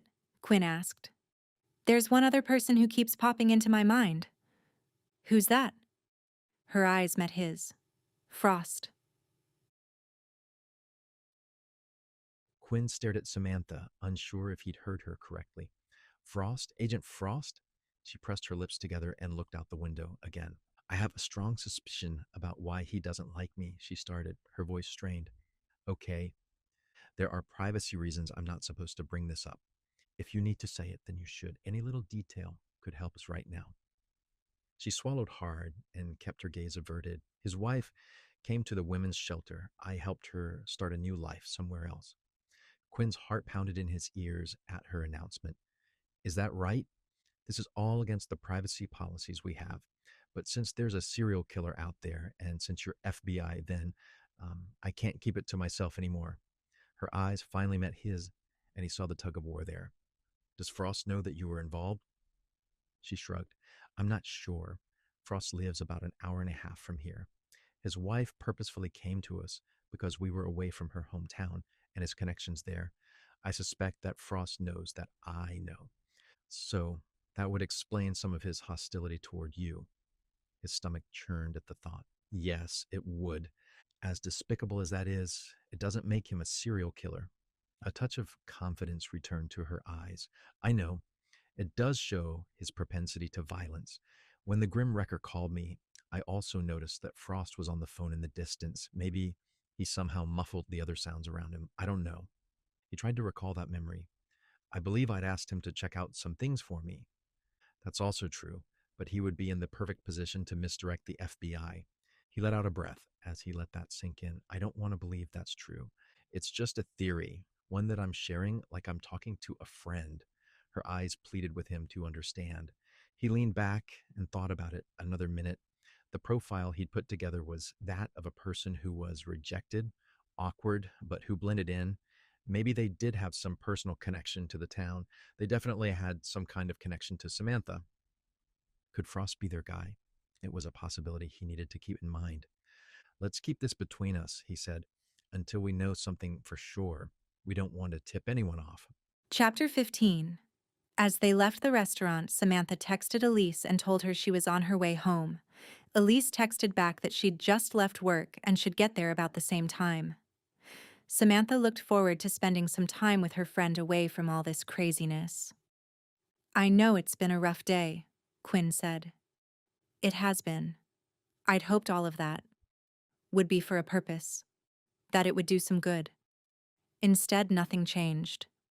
He still killed her. We think he set up Aaron, knowing that he was going to dump the body during that time. He must have called in the clue so we would investigate Aaron. So he's not dumb. He'd be pretty calculated. He is. So what is he planning next? Samantha stared out the window. She wasn't sure she wanted to know. She'd hoped this would all end quickly. A few minutes of silence passed. Finally, Samantha cleared her throat. He broke his MO. I mean, it's only been a day, and Mandy is already dead and her body has been discovered. That's never happened before. You're correct. What does that mean? Why is he mixing things up? We're not sure. Maybe he feels more confident. It could be the opposite. Maybe he fears being caught, and he wants to get rid of victims quickly. Why target Aaron? She continued, questions colliding in her head. That's something else we don't know. There are too many uncertainties right now. I don't like this. I know, but we're working as hard as we can. We have some of the best people in the agency on it. She glanced at him. Why'd you come here? What was that? He asked. You said you were in Houston, and now you're out here in the mountains of Virginia. Why? He shrugged. I wanted a change. Don't most agents want to work their way up to bigger cities instead of the opposite? I'm from Pennsylvania, and I wanted to be closer to home, closer to my younger brother. She supposed that explanation made sense. Our parents were murdered in a home invasion when we were teenagers, he continued. I'm so sorry. But now it made sense why he seemed so compassionate. He understood, in his own way, what she was going through. Before they had time to talk anymore, Samantha spotted a car on the side of the road. Her stomach sank, and it felt like the life drained from her. Quinn, that's Elise's car. Chapter 16. Quinn pulled to a stop, told Samantha to stay put, and he carefully exited his vehicle. He drew his gun as he approached the car at the side of the road. He expected the worst, but he desperately hoped he was wrong. As he rounded the car, he glanced inside. It was empty. There on the front seat was a generic key. His stomach sank. He grabbed his phone and called for backup. Samantha had only talked to her friend 30 minutes ago. If the grim wrecker had grabbed Elise, they couldn't be but so far away. All the roads leading this way needed to be barricaded. They had to catch him. As soon as he hit end, Samantha climbed from the car. She froze. Her eyes met his. The truth washed over her. She let out a guttural scream and bent over, almost as if physical pain had incapacitated her. Quinn reached her in 6 strides and put his hand on her shoulder. We're blocking the roads off, he said. Help is on the way. The grim wrecker just did this. It's not too late to catch him. But you won't. Her voice broke and her hand covered her mouth. This guy always slips away. He's always one step ahead. He wanted to deny it, but he couldn't. Instead, he said, there's always hope. Oh, Elise. Samantha let out another sob. The sound squeezed Quinn's heart, and he pulled her into a hug. He couldn't imagine what she was going through. They had to put an end to this before anyone else died. Somehow, some way. 3 hours later, Samantha was still at the scene on the side of the road as the police searched for answers to no avail. She huddled in Quinn's car, absorbing the warmth flowing through the vents. Someone had brought her some coffee and had offered a blanket, as if she'd been a victim.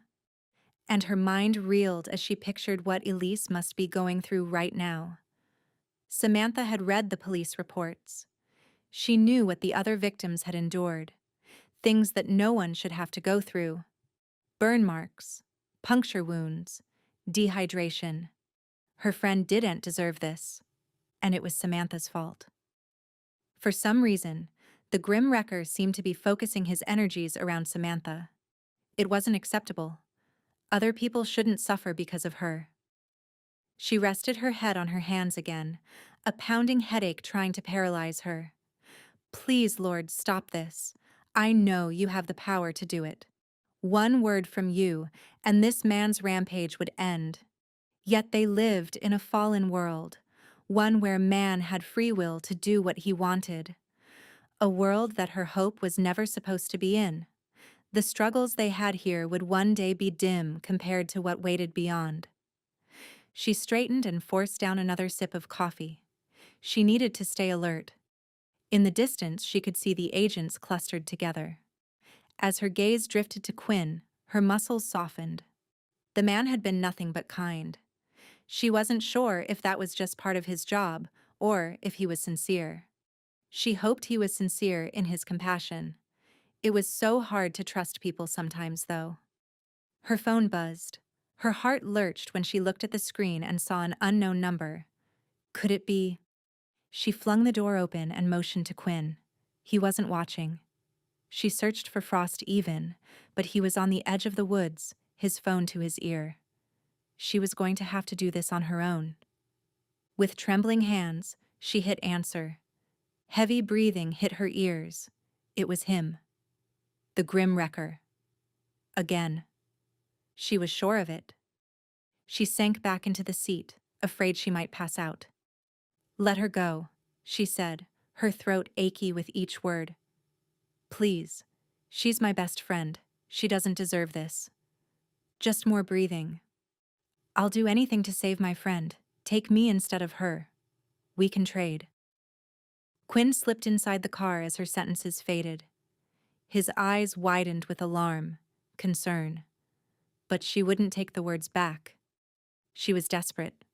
The Grim Wrecker hadn't killed her 3 years ago. Maybe if Samantha traded herself for Elise, they could both live today. Please. I mean it, she finished, looking away from Quinn. Before she could say anything else, the line went dead. And so did her hope of finding Elise. Chapter 17.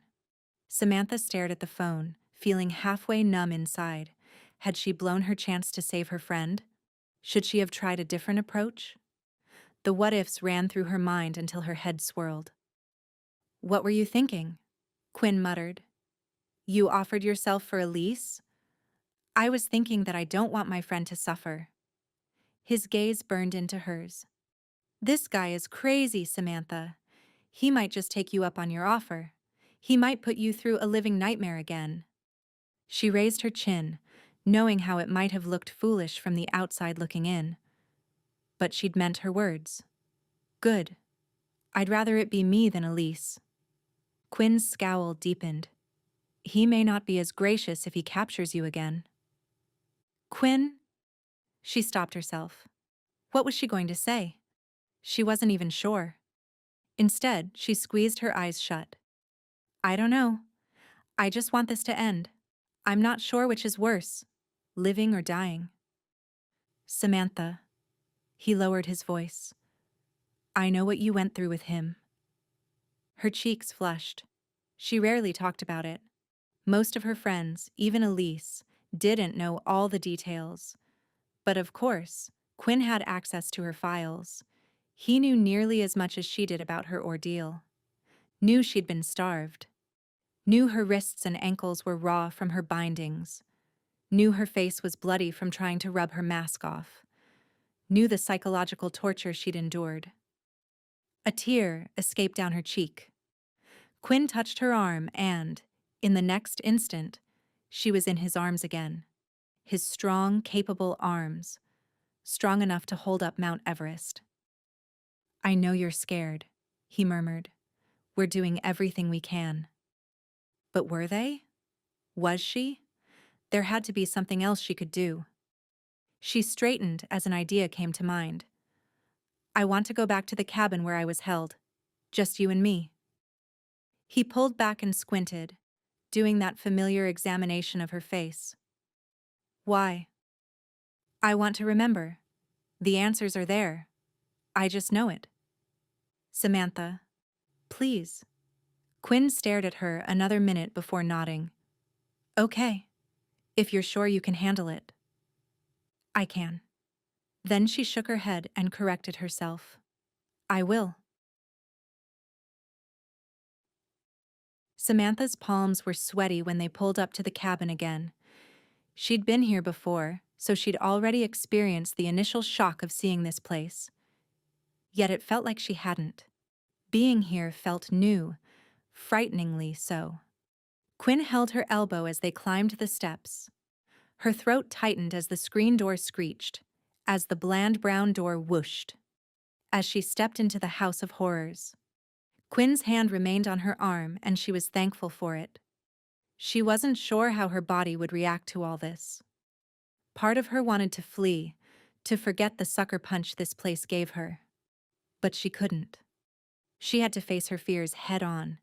With just her and Quinn here, she'd be able to experience the cabin as it was. Quiet. Still. Without the chatter and clatter of multiple officers and CSIs. You don't have to do this, Quinn muttered. You have nothing to prove. Don't let Frost get to you. Yes, I do have to do this. He closed the door, shutting out the frigid wind. What do you need? Samantha glanced around, feeling quivery throughout every muscle and bone. I just need quiet. I can do that. She stepped from Quinn's grip toward the couch. What had her psychologist told her? That senses could take people back in time. That was what she needed her senses to do now. She lowered herself down on those cushions and slipped her arms behind her, just as they'd been when she was bound. As the fabric brushed her hands, nausea rose in her. The image of being here, Being captive filled her memory in an instant. Just as quickly, familiar fear washed over her. Hope, light, joy, life began to fade. She closed her eyes until all was dark, like she had that hood on, the one that made her feel as if she couldn't get a deep breath. Then silence surrounded her, the nothingness of being in the middle of nowhere, of being unable to see. Samantha didn't want to do it, but she lay down, just as she'd lain while she'd been held here. Her cheek brushed the knotted fabric. The familiar scent of mildew and body odor filled her nostrils. Images slammed into her mind, transporting her back in time. In an instant, the ties on her wrists were real. Her hunger was real. The fear was real. All her plans for the future were gone in an instant. The grim wrecker had grabbed her, and she had no means of escape. Her breath caught as she heard a footstep. On the porch. He was back. The grim wrecker had returned. What would this visit hold? Did Samantha want to find out? She knew the answer. No, absolutely not. She'd rather die here alone than face him again. The screen door screamed. The front door opened. He was here. In the room. With her. She could hardly breathe. Then another familiar feeling came over her again. The trapped under the ice feeling. She was getting closer to the memory that had remained frozen beneath the surface. The ice was thinning, breaking, shattering. A new sound found her. What was that noise? It was unlike the other sounds. It was a phone, she realized. Her abductor had a phone with him? She'd never remembered that before. What would he do? Answer it? Let it go to voicemail? Who was calling him? An accomplice? Someone who had no idea who he really was?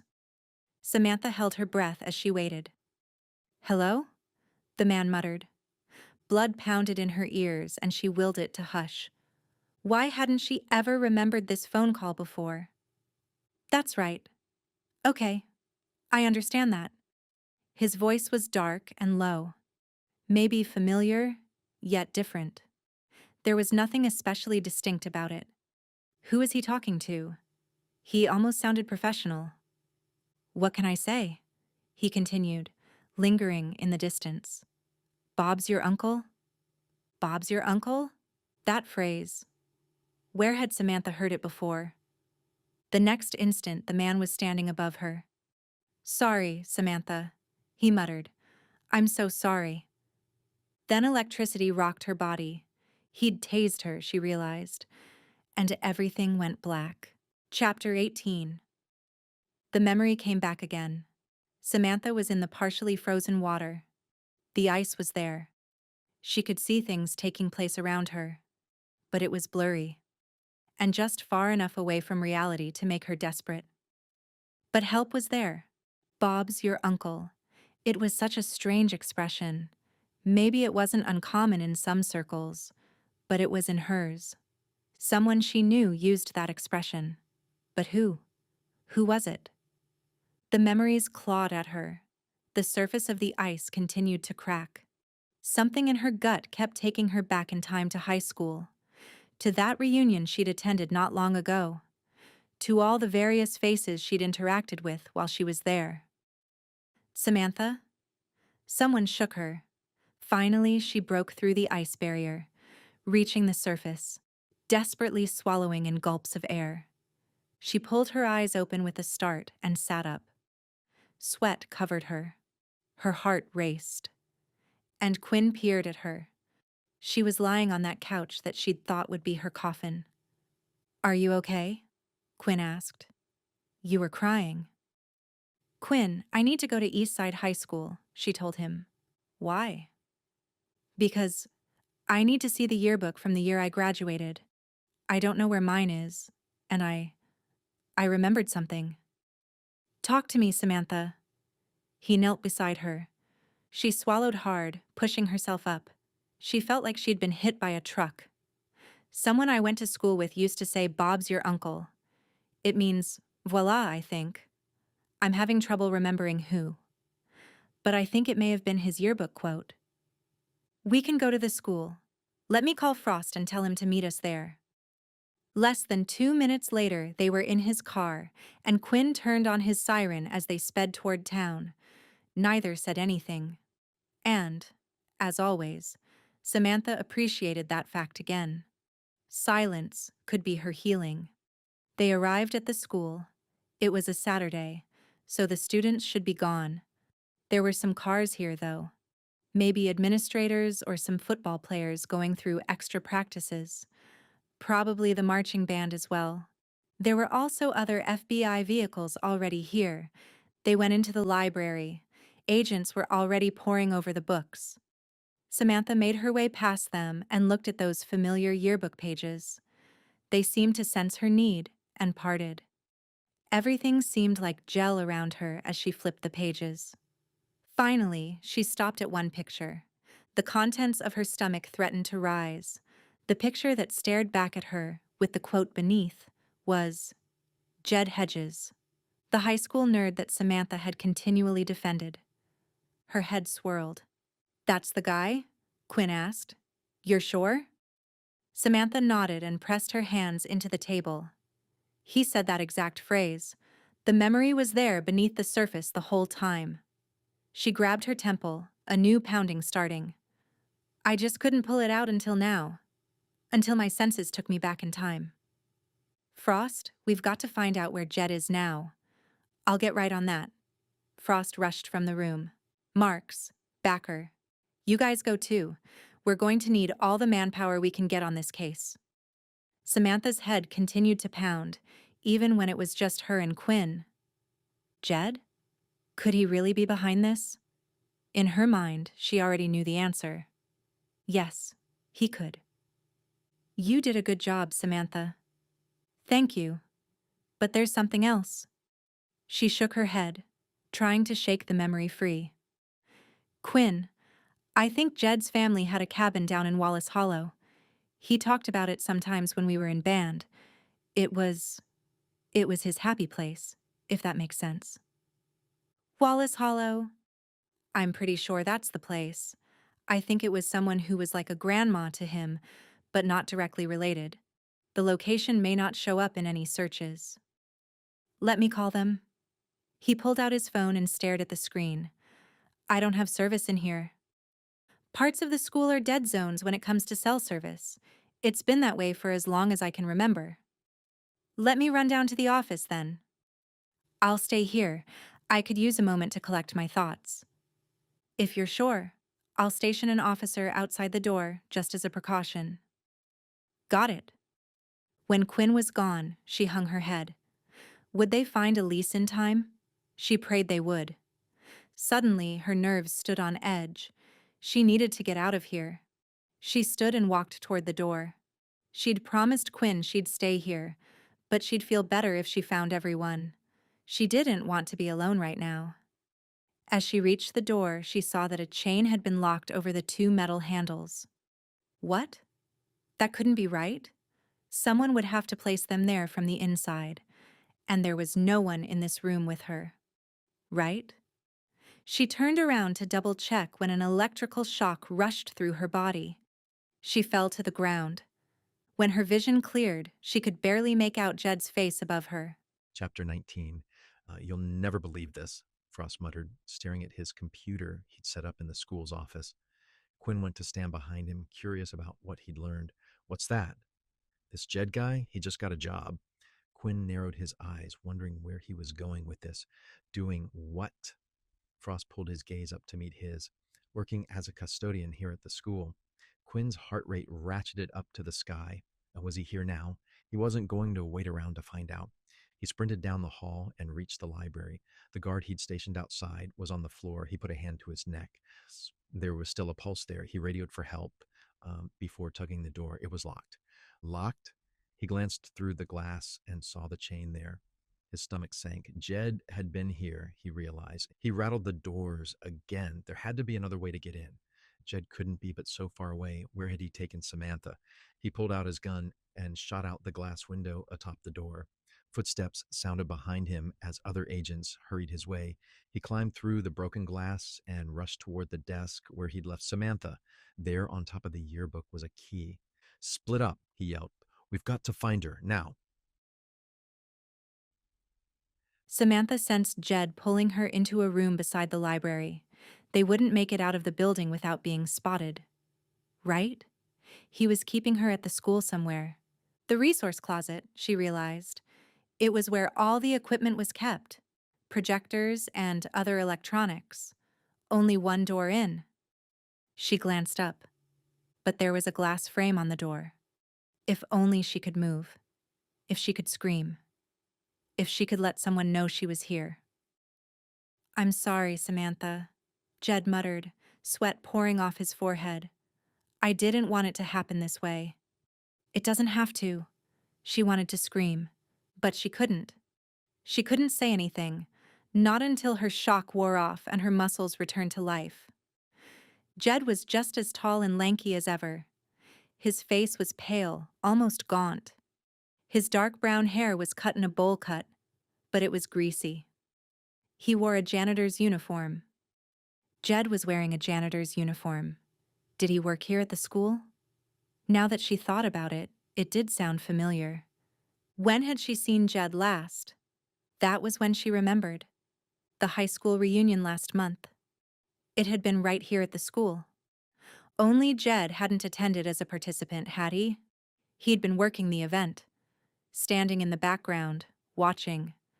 She'd even gone over to talk to him that night, but he'd been strangely silent. She hadn't realized he was a janitor. She'd figured he was on the committee or something. Another sound hit her ears. Someone was pounding at the doors. Quinn. Had he come back? Had he realized the truth? "You weren't supposed to come here today," Jed whispered, standing over her. "I was going to head back and take care of Elise. I'd probably call you again. I like hearing your voice." Samantha tried to move her lips, but she couldn't. "I didn't want to do this," Jed continued. "The reunion put me over the edge. It brought back so many memories. My mom died in that auto accident when I was only 11. Do you remember that? She was the only one who protected me from my father. He was a horrid man. He died 4 years ago from a drug overdose. That's what the police think, at least." Her stomach squeezed. Jed had been through a lot, but none of that excused what he'd done. "Now I have to figure out what to do with you."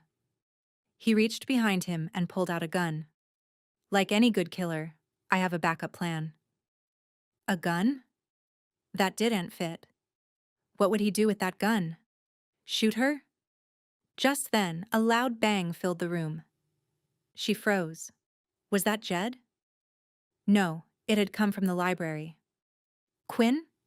Samantha moved her lips again. This time, a sound emerged. Her voice was coming back.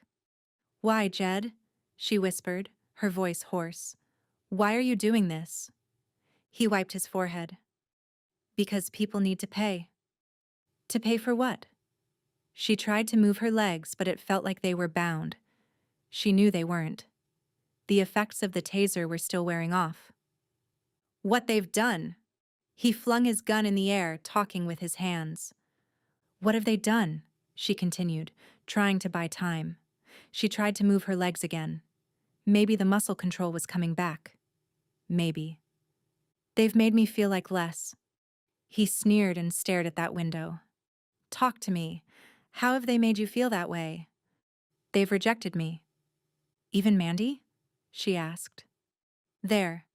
Her leg moved. She didn't want Jed to see it, though. Instead, her gaze focused on the taser he'd left on the carpet beside him. If only she could reach it. Jed's gaze darkened. "Yes. Even Mandy. I met her online. She seemed to like me.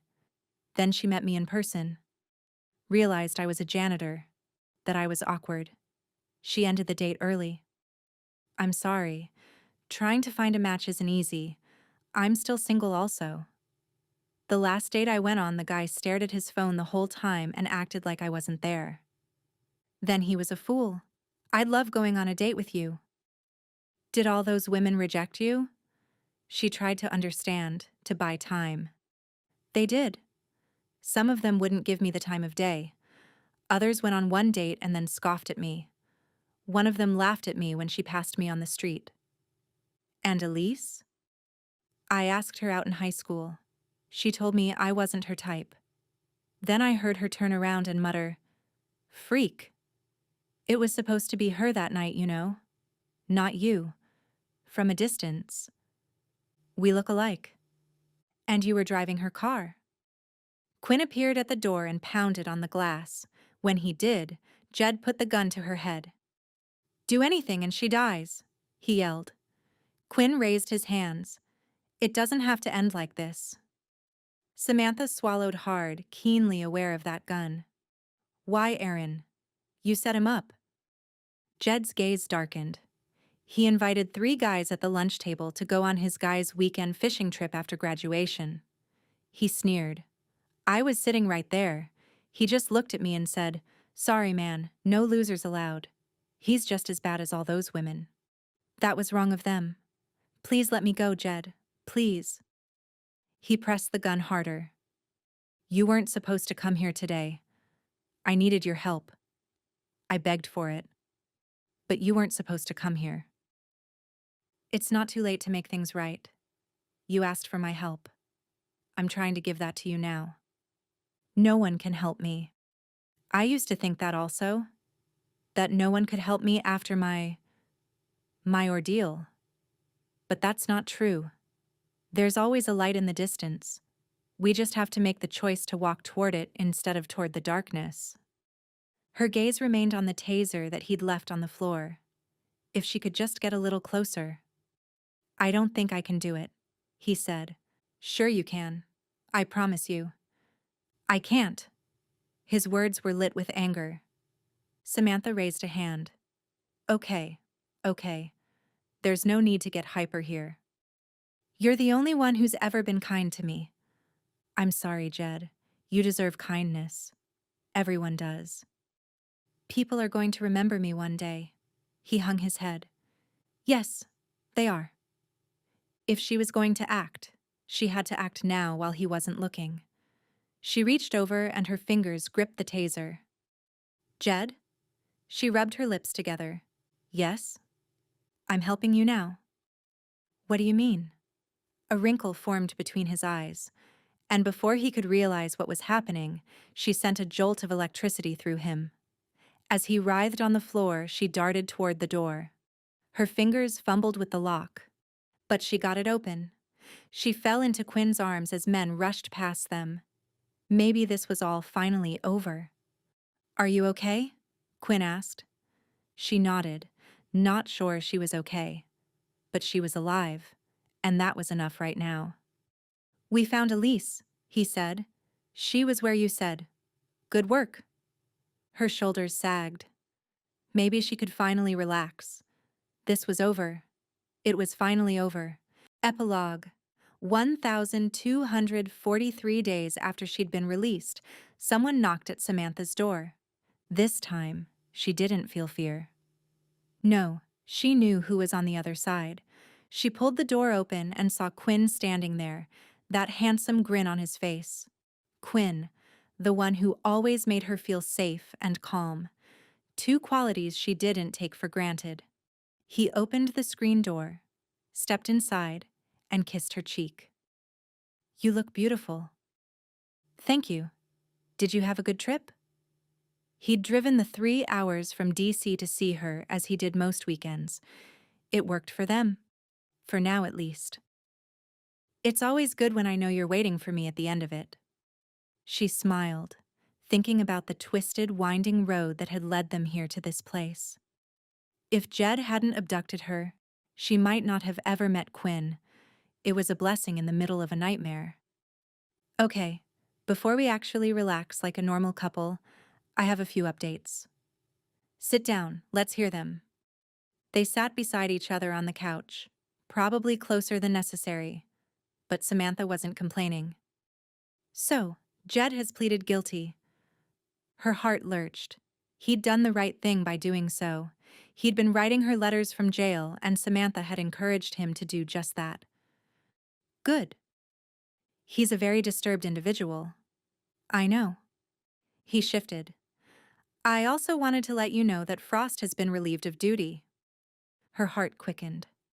What do you mean? I mean that his ex-wife came forward and reported the abuse. He's off duty while they're investigating, but I heard the evidence is pretty rock solid. I don't think he stands a chance. Good. He should have consequences for what he did to her. I saw the bruises and the broken bones myself. He rubbed her jaw with his thumb. I think you're a remarkable woman, Samantha. Have I told you that? She smiled under his touch, under his compliment. It wasn't that long ago that I thought my life was crumpled in pieces, much like a car after an accident. But it's possible to overcome the most broken days of our lives. It is. You're living proof.